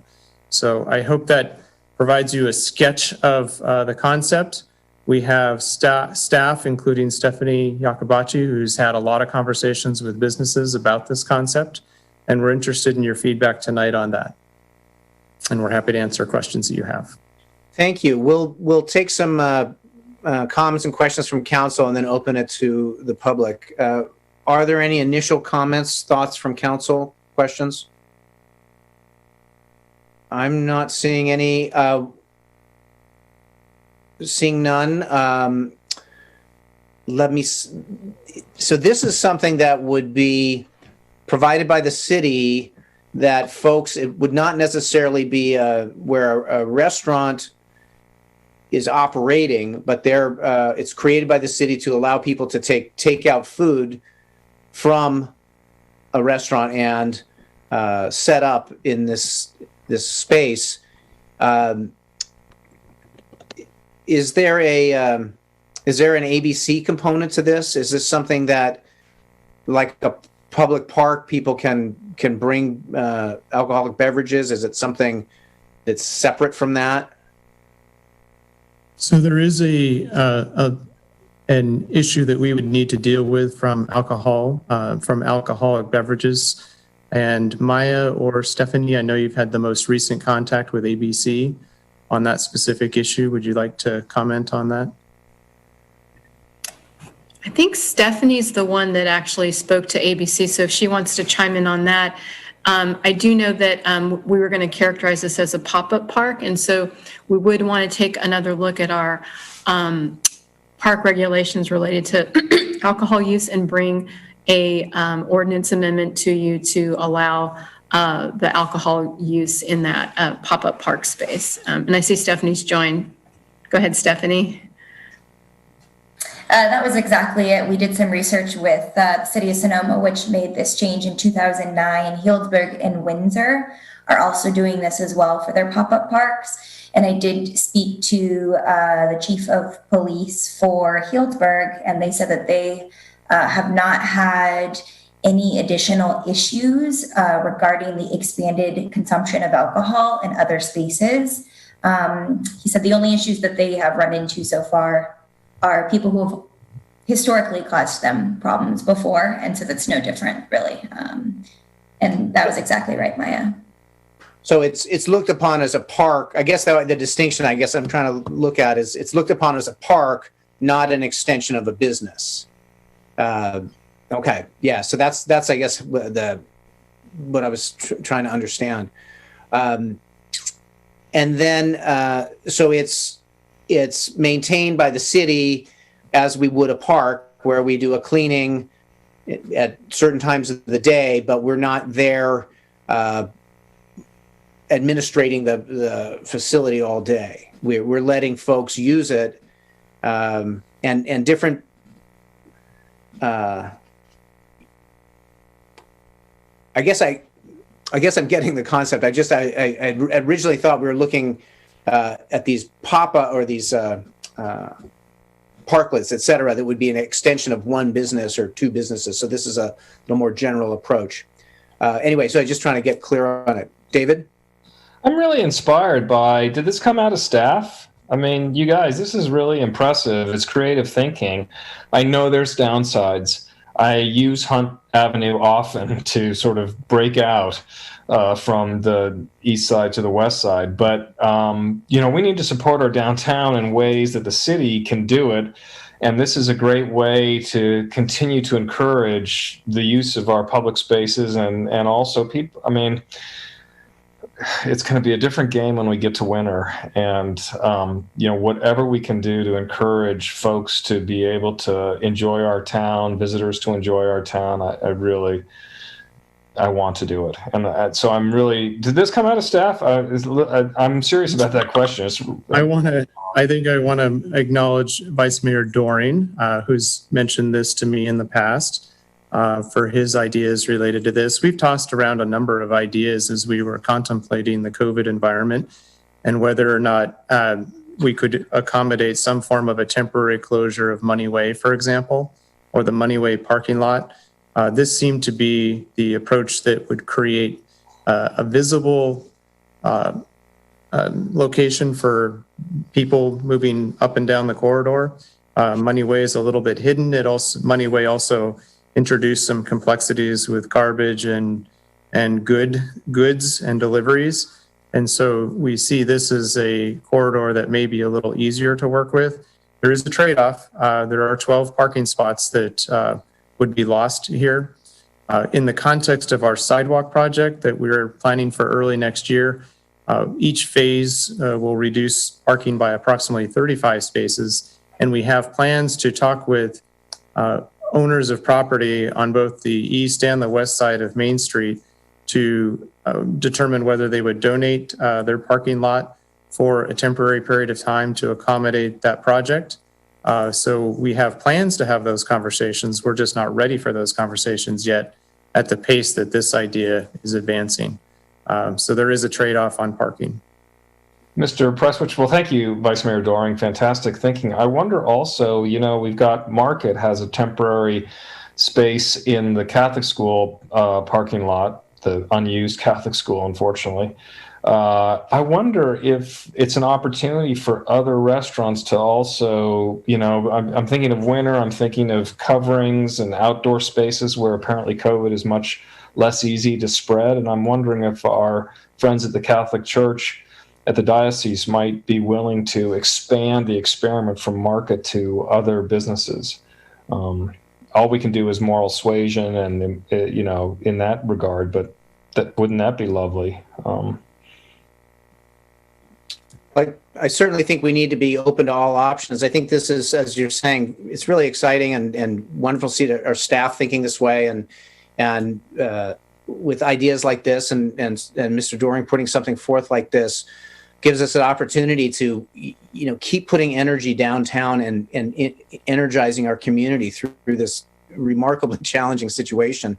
I know that there are some concerns that have been brought up. I'm thinking, if we want to take any more council comment at this point, or I can open it to public comment to see if there are any thoughts from the public at this point. Any other council thoughts before I open it to the public? I'm seeing Ms. Chateau. I got knocked off, so excuse me if I'm asking something that already was answered. I didn't hear the full discussion so far, but I did have the business owner reach out to me that is adjacent right there, and they are involved in the process and had some ideas and some concerns. So is there a way forward where we could allow for that, or do we have to and have a little bit more time to include them in the process before we decide to move forward? The timing is entirely up to the council in terms of when we would potentially close this corridor.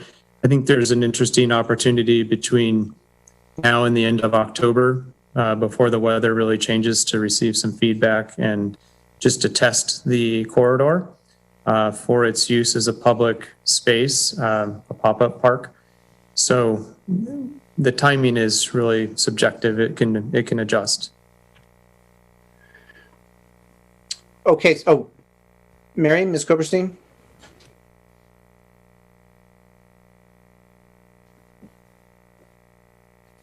I want to hear a public comment. I do have concerns about this.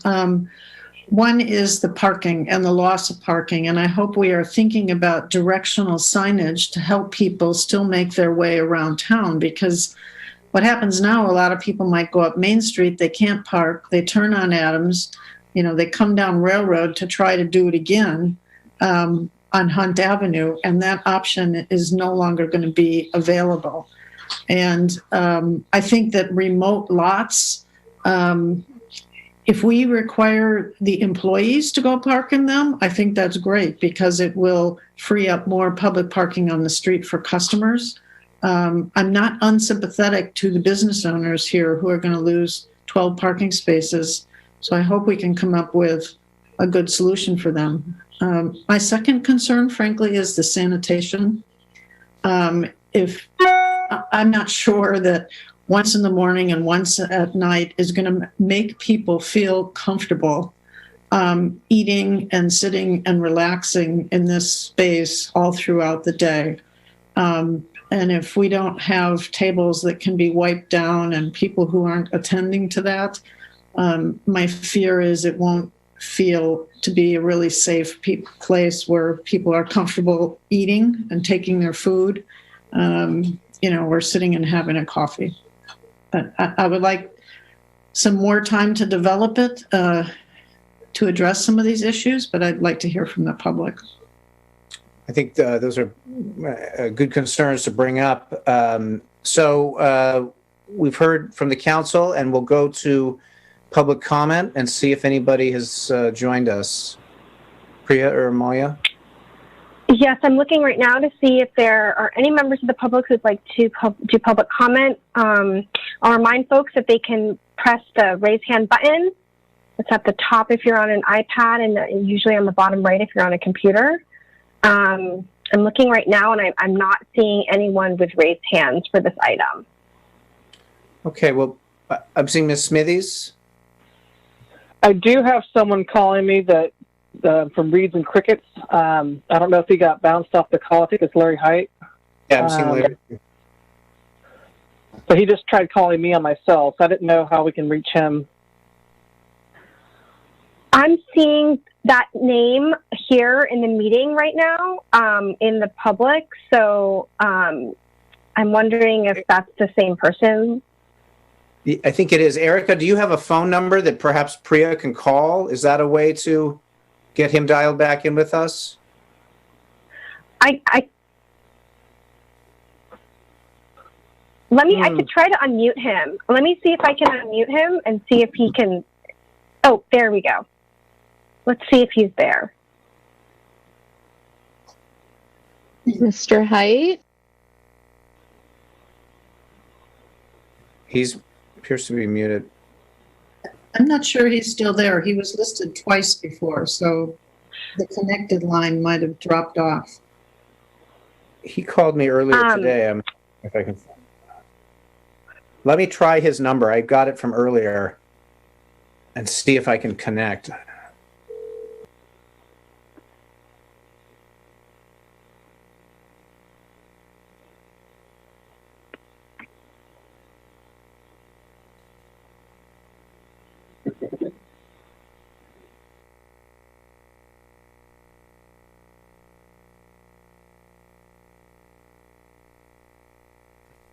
We're having trouble with Zoom tonight, aren't we? Priya, are you there? Yes, I am here. I think I can get you this number, and that might be a way to do that. Would that work for you to make the connection? Yes, if you want to text me the number, I'm going to try and call from my other phone and merge him in. Okay, I'm going to text that to you right now. Okay.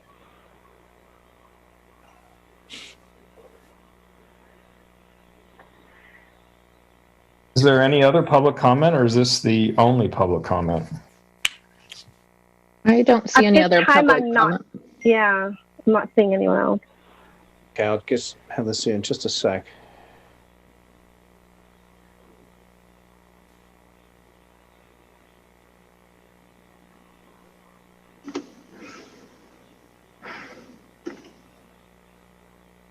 Okay. I will see if I can, just give me one moment. While we're waiting, is there a dialogue with the folks in Sonoma who've been doing something like this in their cleaning protocol that we can also model, look for what's working for them?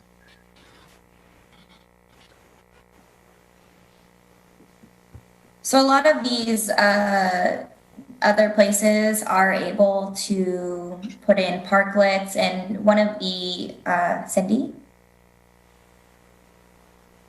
I think maybe she's got Larry. But one of the Caltrans parklet things that we ran into is even with Caltrans, putting a parklet on the highway, it still would not allow for the individual business or restaurant to service that area.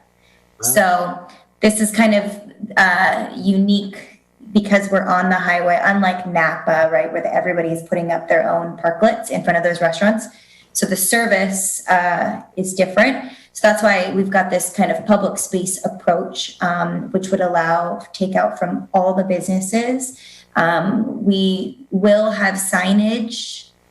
Stephanie, I'm getting that Larry's ready. We'll come back. Yeah, so we'll let him in now and go with that. Priya? Larry, with us?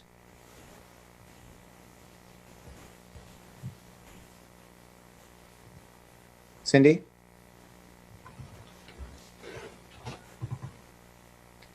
We can't hear your audio, Cindy. It's probably Zoom. Oh, you need to be on the other audio? Is Larry muted? There, I see something like that. I have Larry on the phone, so... Okay, so perhaps what we can do is take Larry's comments and sort of fold them into how we're building this approach. Mary, do you have a thought? Can't Larry just be instructed how to dial in directly to make his public comment?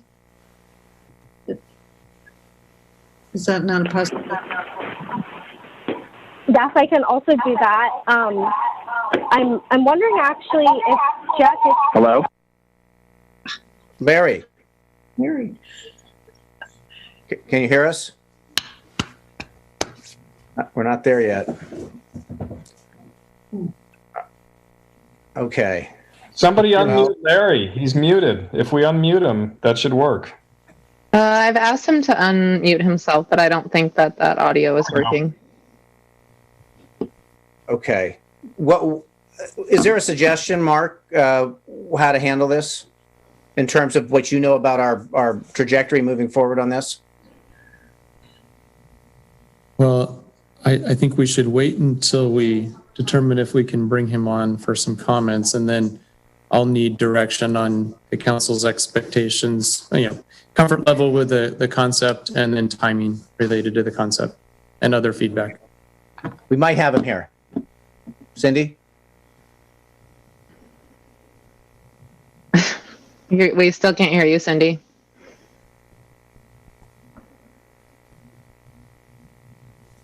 No. Cindy, yeah, we can't hear you.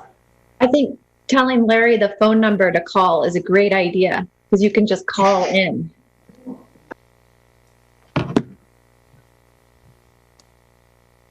May I Priya, make are you able a comment while we David?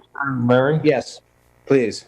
So I agree with Councilmember Koberstein's concerns about, I love the idea, but I'm also concerned about the parking, and I'm more concerned about sort of unkept, unsanitized tables. And is there someone that we could, maybe there's someone that if we were to proceed forward, maybe we could hire somebody or a kid or something that's actually sanitizing tables for 8 hours a day, because I just would hate for it to be sitting there accumulating germs and no one would be happy in this If we think of our model for Jingle All the Way, and we hired some young folks for that, maybe there's I'm sorry, Stephanie, did I see your hand come up?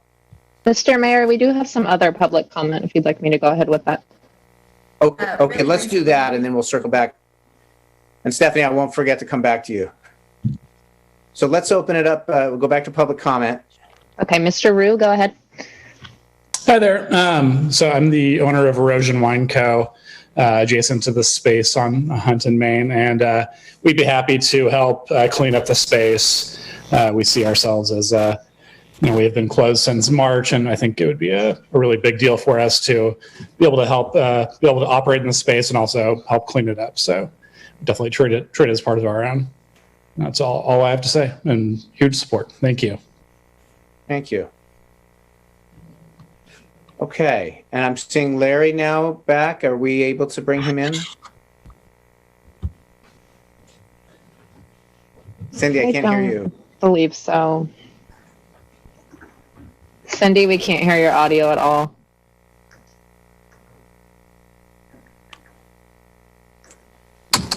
She's provided Larry the call-in information.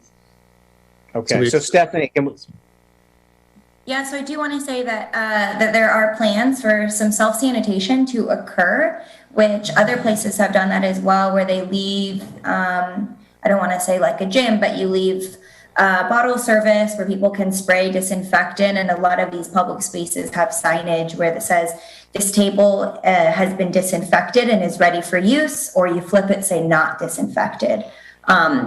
And just like public parks, there is a little bit of use at your own risk. I'm a frequent user of parks, being a Parks and Rec professional, and both Lyman Park and Crane Park are heavily utilized during the day as lunch spots.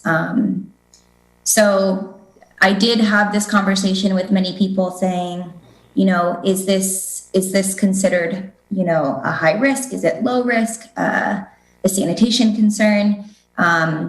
People who are considered, a high risk shouldn't be, dining out. They need to take those considerations in. So that's why this self-sanitation protocol would be very clear. I did talk to the county about this as well, and they said if we had a clear protocol with appropriate signage, that it would be appropriate.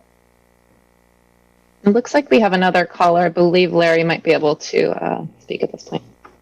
Great. Mr. Height?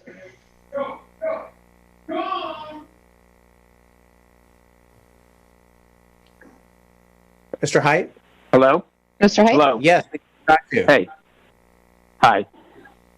Well, it took me so much time just to get connected. I think I might have missed a few things. But we'd like to see something positive to go forward. I think our concern is just the lack of detail at this time. Because even, say, the positive side of erosion calling in, which we're glad to have as our new neighbor, at this time they're only open 15 hours a week, 3 days. So I guess our concern is losing the parking space. A lot of our customers park on Hunt Street. And when they said there was input from the businesses on Hunt Street and adjacent, there aren't that many businesses, including ours.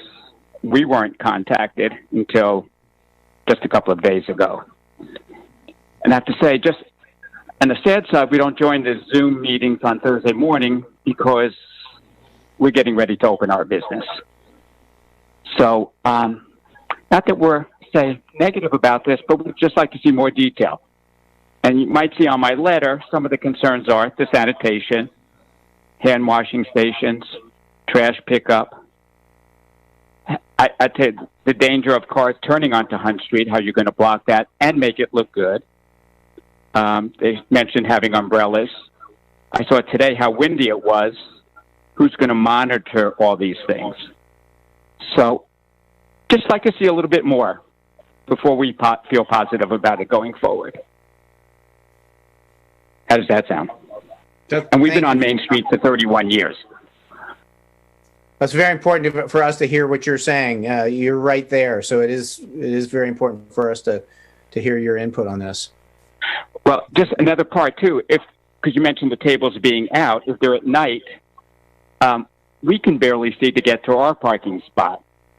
So what's the liability? How's the town going to take care of people walking down the streets? Or are they going to be, if the tables are there, will the people still be eating or drinking late at night? So I don't think these are things that can't be addressed, but I just don't see them addressed in a way that we can okay at this time. Okay, let me take a break here. Thank you, Mr. Height. Is there any additional public comment we're saying?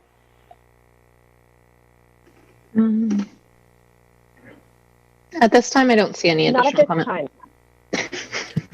Bringing it back to the council, is there perhaps a way to sharpen the focus on this a bit and look at these details and keep working forward, but developing a plan that we can get everybody comfortable with and have it work in our timing? And I think the parking issues, the signage issues are important. Anna? I think that it's a good idea to keep moving forward with it and take more input, like we heard. It's an idea. I don't think we should throw it out. There's other communities that are making it work. We have our own particularly even more difficulties and challenges, parking being one of them. But this is an unusual time, and I want to stay current and support our businesses that have been here a long time and our new ones, and make sure that we are still thinking as creatively as we can to make an inviting space. So I think we have that option to take a little bit more time and keep working on some of the details and see if we can't come to something that'll work. Knowing we're not going to solve everything, but something better. Mark, do you feel like things can keep coming together so we don't lose ground with, what I think, and I think many folks think is a great idea, that we're moving it forward, but at the same time, we're adding all those concerns in and looking at how we can address them without losing ground here?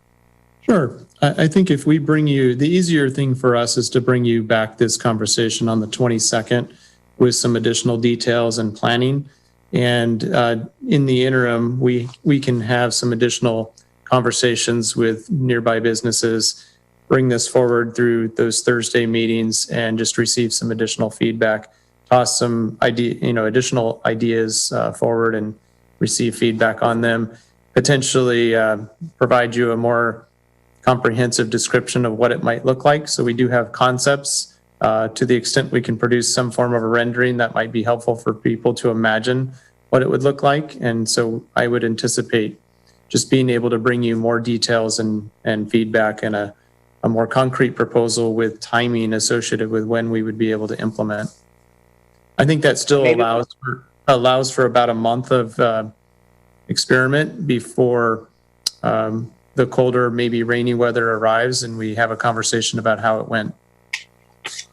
And maybe we could have bike racks there too to keep promoting that side of what we're trying to do, you know, getting people bicycling downtown and that sort of thing. Sure. Any other council comments? I feel like we've given direction to staff. Any other thoughts before we move on?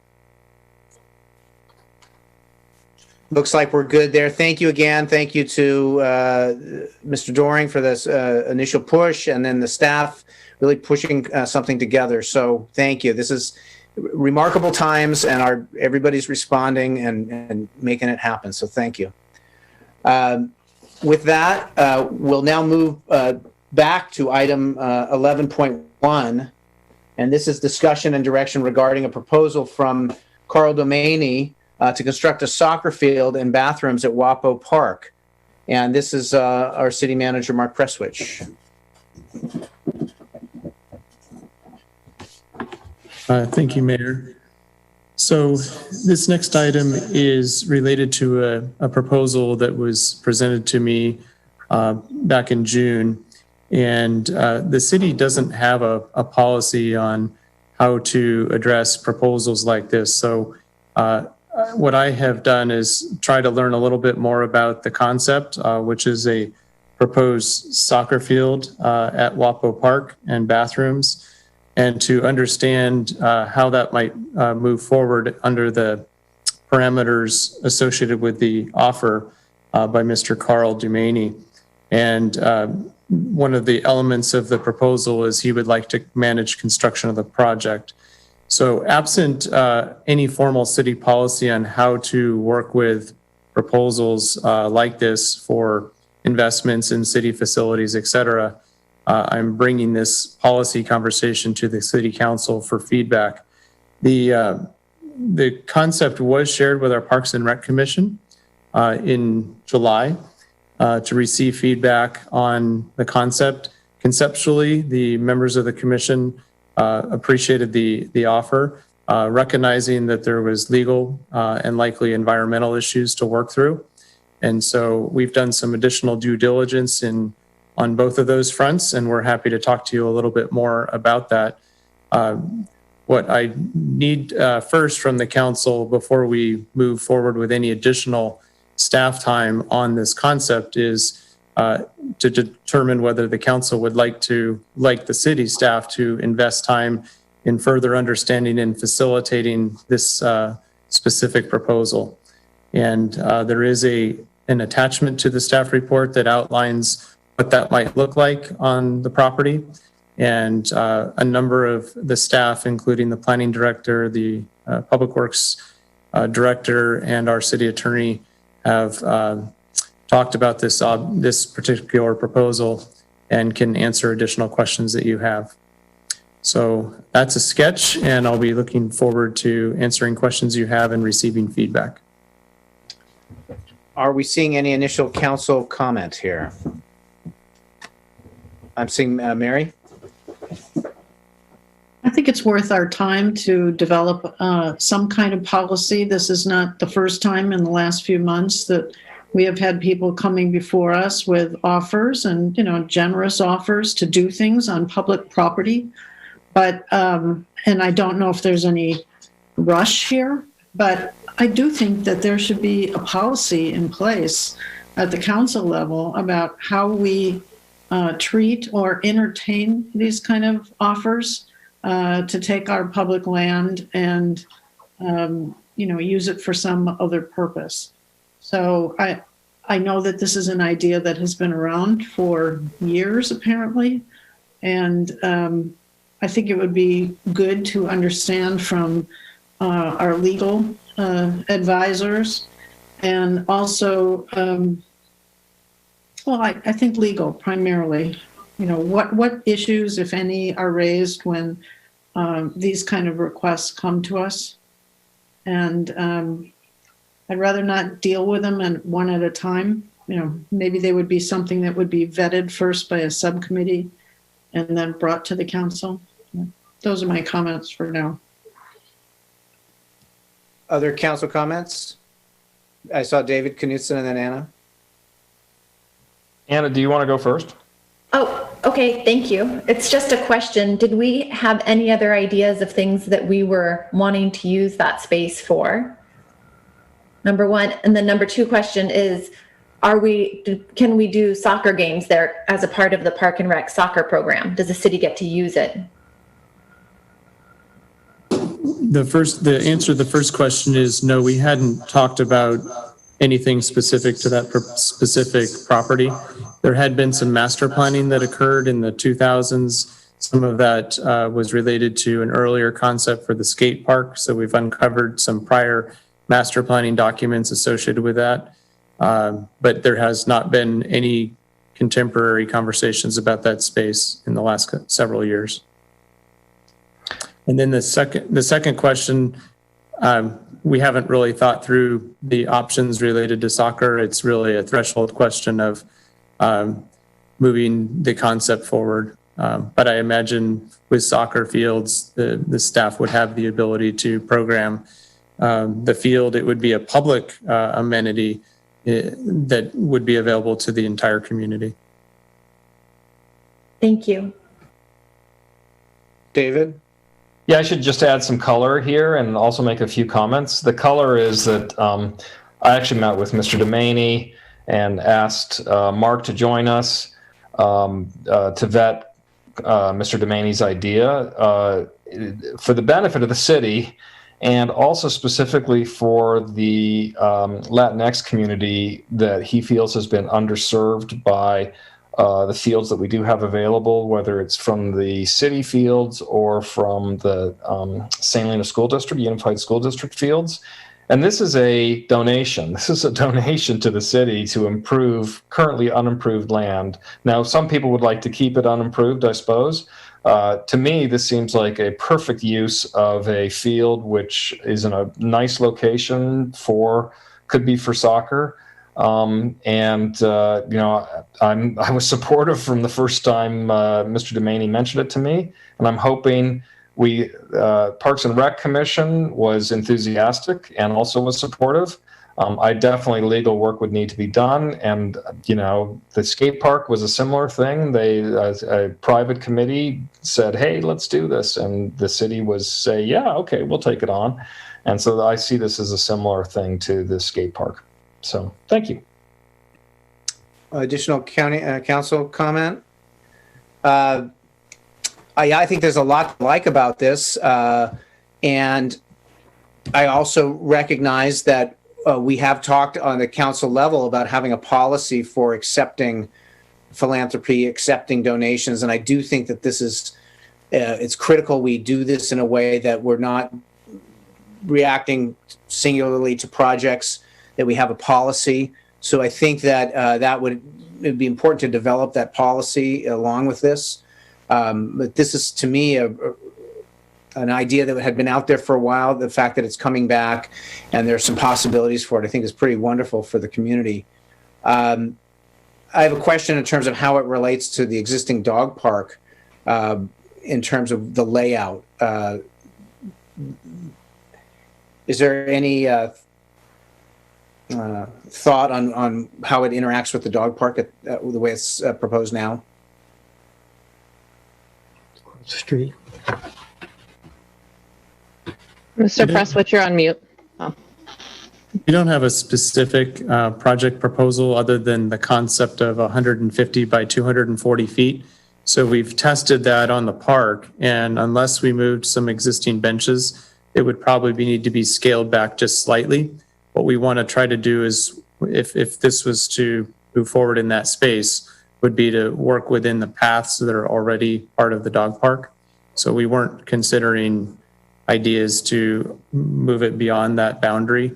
There are some concerns from a cultural perspective, given some of the history of the property, and that would be an issue that would need to be further followed up on. So, any other council thought at this moment? One more. Sorry. I see Mr. Knudsen. Yeah, one more. So the additional one is there's also a proposal to add a shade structure to the dog park. And we absolutely should do that as well. And there's also been thought that that could be donated to the city. So for these sorts of things, I would say yes, yes, and more yes. Of course, we have to have a legal process. Of course, we have to be able to vet these things. But let's take advantage of the community that wants to participate. The Scouts also would like to help us improve Scout Hall. Let's do those things.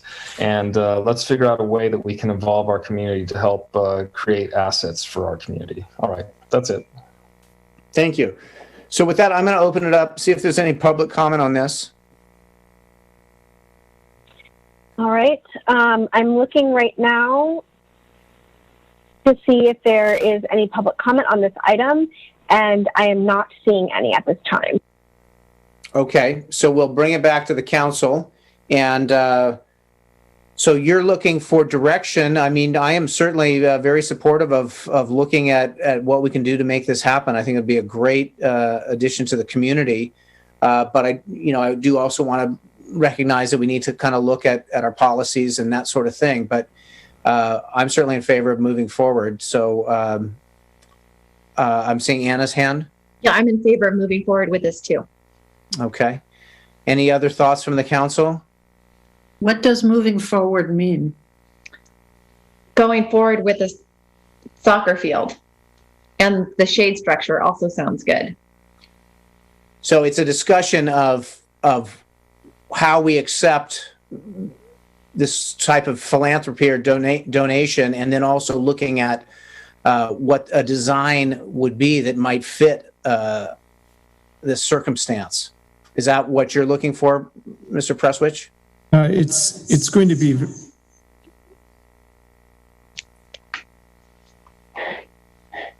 Poor Mr. Presswich, he's in a feedback loop over there. Two things, in my view. One is let's have a process for accepting help and people that want to do things for the city. And secondly, let's, as a council, say yes, it's worthwhile for staff to spend time to help Mr. Demaney and also the shade structure and the Scout Hall for that matter, but I know it's not agendized. Let's help have staff dedicate time in order to move this along, and I'm hoping and optimistic that we can come up with solutions for this. It's important that I talk to you a little bit about process moving forward, because I want to make sure that we set expectations moving forward.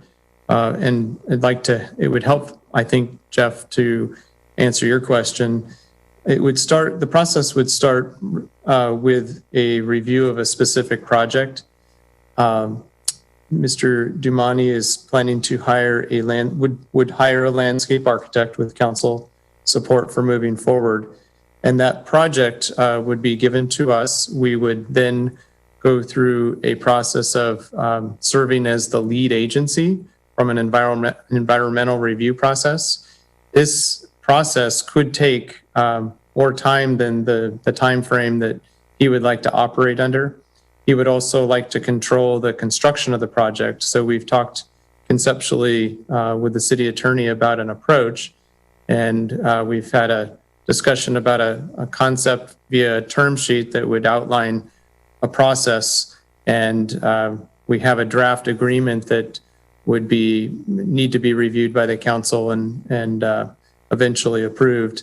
But a key part of this project is the environmental review that would need to go forward, and it may not be possible to finish this by the December 31 deadline that I understand he would like to operate under. So I just want to be clear that the environmental review process could take a longer period of time, and the construction process itself could take a little bit of time after that's completed.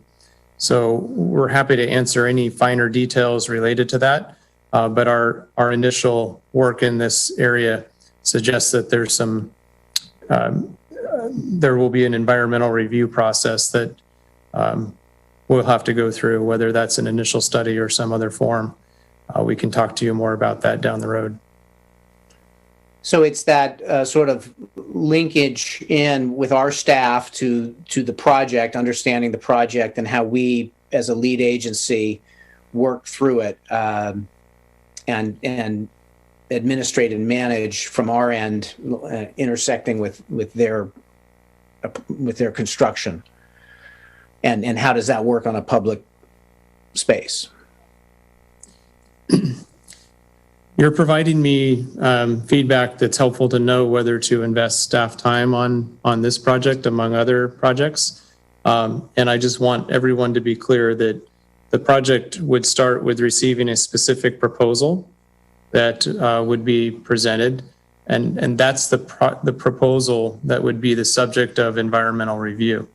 And environmental review may lead us in other directions that we'll have to talk about later.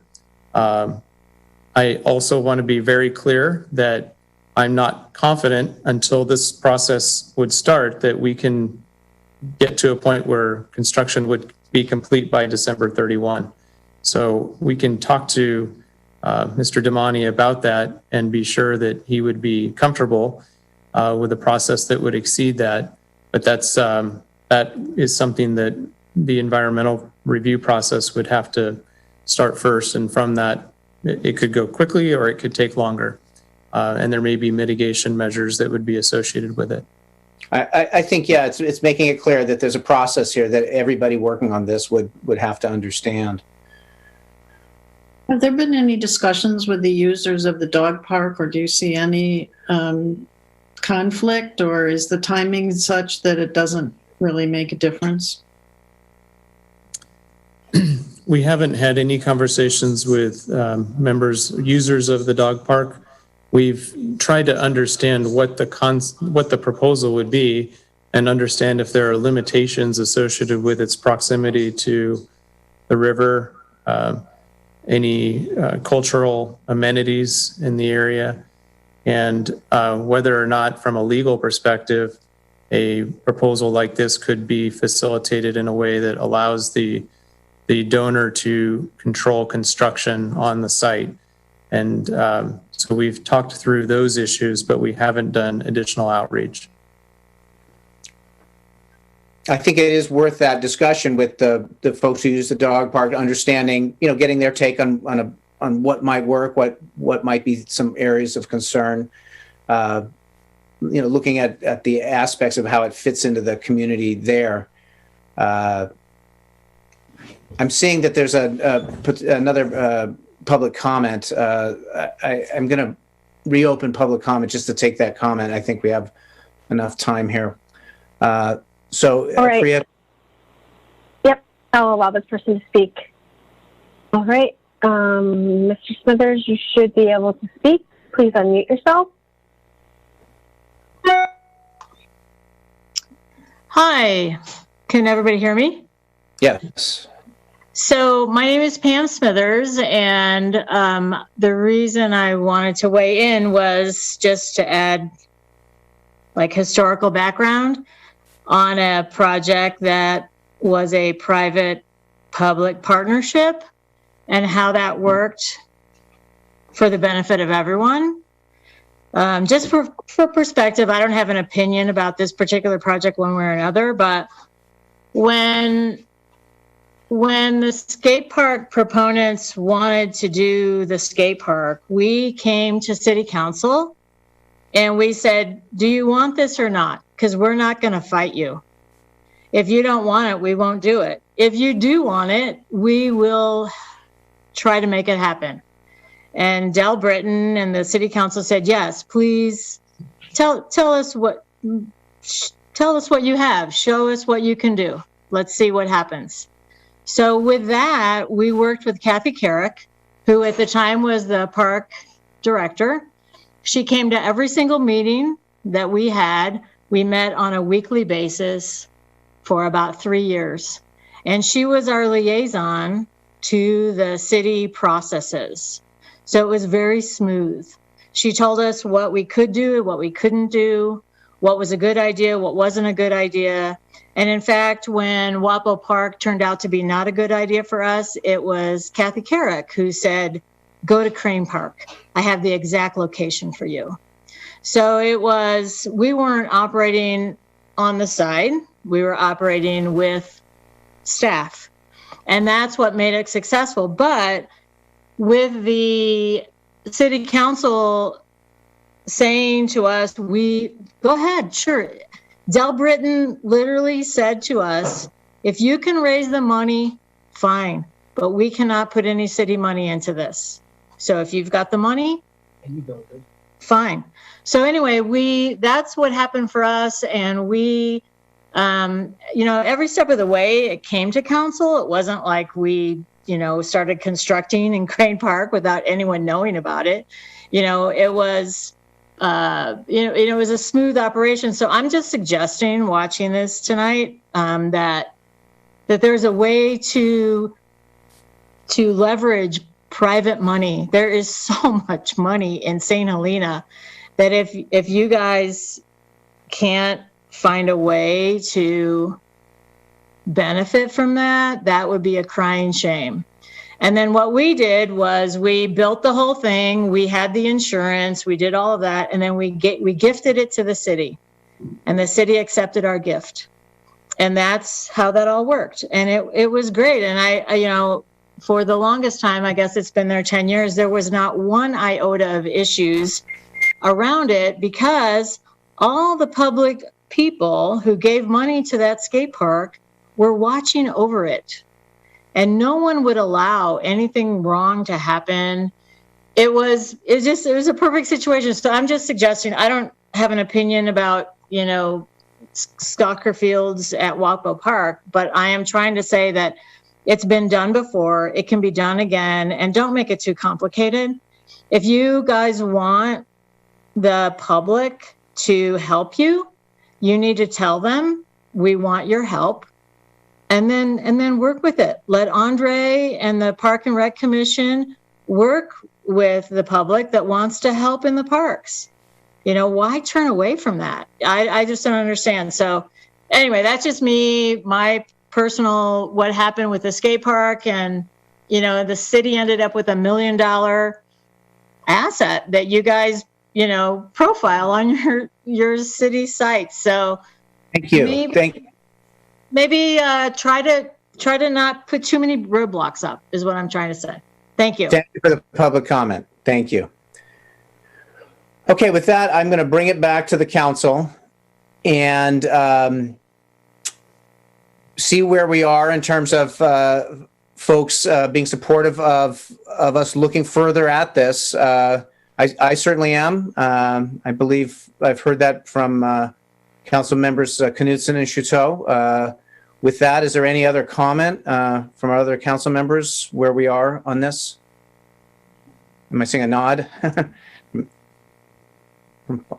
Any other further comment? Okay, so we'll give you that direction, Mark. Do you have something to work forward with? Yes. Okay, very good. So with that, we'll move to our final item, and that is this is the designation of voting delegates and the City Council to review one proposed resolution for consideration at the League of California Cities Annual Conference business meeting and provide voting direction to the voting delegate and alternate voting delegates. And this is our city clerk, Ms. Shafopoulos.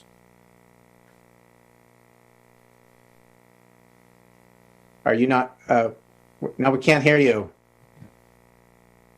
Maybe Mark, can you take us into this?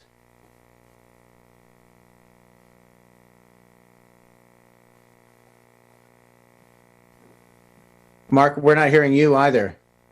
Can you hear me now? Yes. Yeah.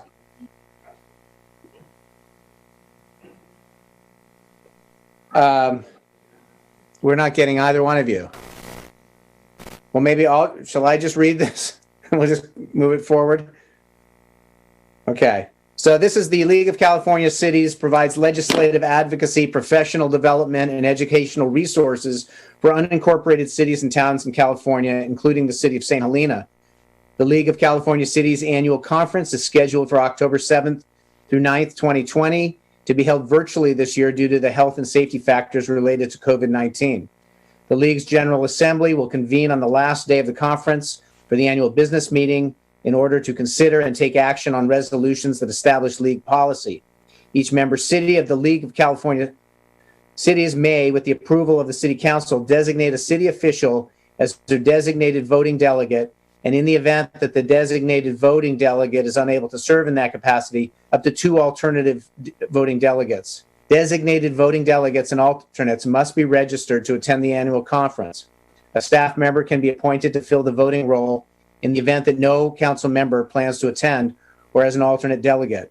The resolution to be considered at this business meeting is listed below and outlined in the attached packet, and it is a resolution of the General Assembly of the League of California Cities calling for an amendment to require social media companies to remove materials which promote criminal activities.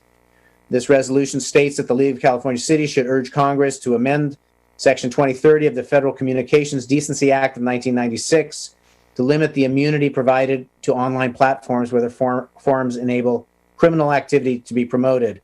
Ultimately, the policy objectives proposed under this resolution, if enacted, would incentivize social media companies to establish and implement a reasonable program to identify and remove content that solicits criminal activity.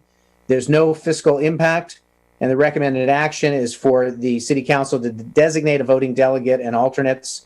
The staff also recommends for Council to discuss and consider the proposed resolution and provide direction to the city's voting delegates for participation at the League of California Cities annual business meeting and General Assembly on Friday, October 9th, 2020. So with that, the idea is that we would like to identify a voting delegate and at least one alternate. I know that there are 3 of us now on policy committees at the League, Ms. Chateau, Mr. Presswich, and myself. I'm sure that we would be happy to accept the position of being a voting delegate. Cindy, do you have? Yes. Can you hear? So, great. Can you hear me? Yes. Okay. So as of right now, I only know of Anna Chateau. Councilmember Chateau is the only one registered. Is anyone else going to register? I am going to register. Okay, because you have to be a registered participant in order to be a voting delegate. Okay. Well, Also to attend the policy committee. So since Anna is already registered, Anna, would you accept the position, and then I'll get registered and can be an alternate? I'd be happy to. Does that sound acceptable to the council? And we also need to share the position that the council wants to take on the resolution. Okay. Any thoughts on that? This is, as I said, the policy would incentivize social media companies to establish and implement a reasonable program to identify and remove content that solicits criminal activity. And so we would just be looking to support the resolution. Is that the, Cindy? That is correct, either if you want to support it or not. And so is there consensus to support it?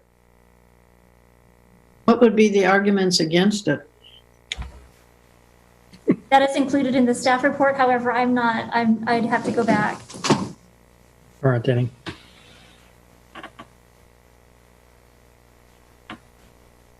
Hold on. Well, I just mean it seems reasonable to me.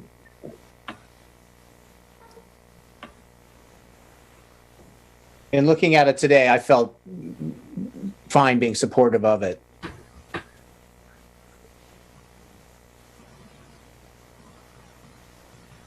So do we look good on moving forward on that? Yes. I'd move that we designate Anna as our voting delegate. And I myself as an alternate, is that acceptable? Sure, as long as you register. I'll do it. Second. And a roll call, please. Do you want to include the yes on the position also, or no? Yes. Yes. Oh, Mary? Yeah, I did, that we support, vote yes, Okay. resolution, and designate Anna as the delegate and Jeff as the alternate. Second. Thank you. Roll call, please. I'll vote yes. By acclamation. Are we all a thumbs up? Yep. Okay. Is that good, Cindy? Okay. Gotcha. Okay. Thank you. Okay. With that, if there's nothing further, I want to say I appreciate everybody's focus and concentration, and thanks for all staying safe and doing all we can for the community. Appreciate it. Good luck, Your Honors. Your Honors. You gavel the meeting? Gavel the meeting. Thank you.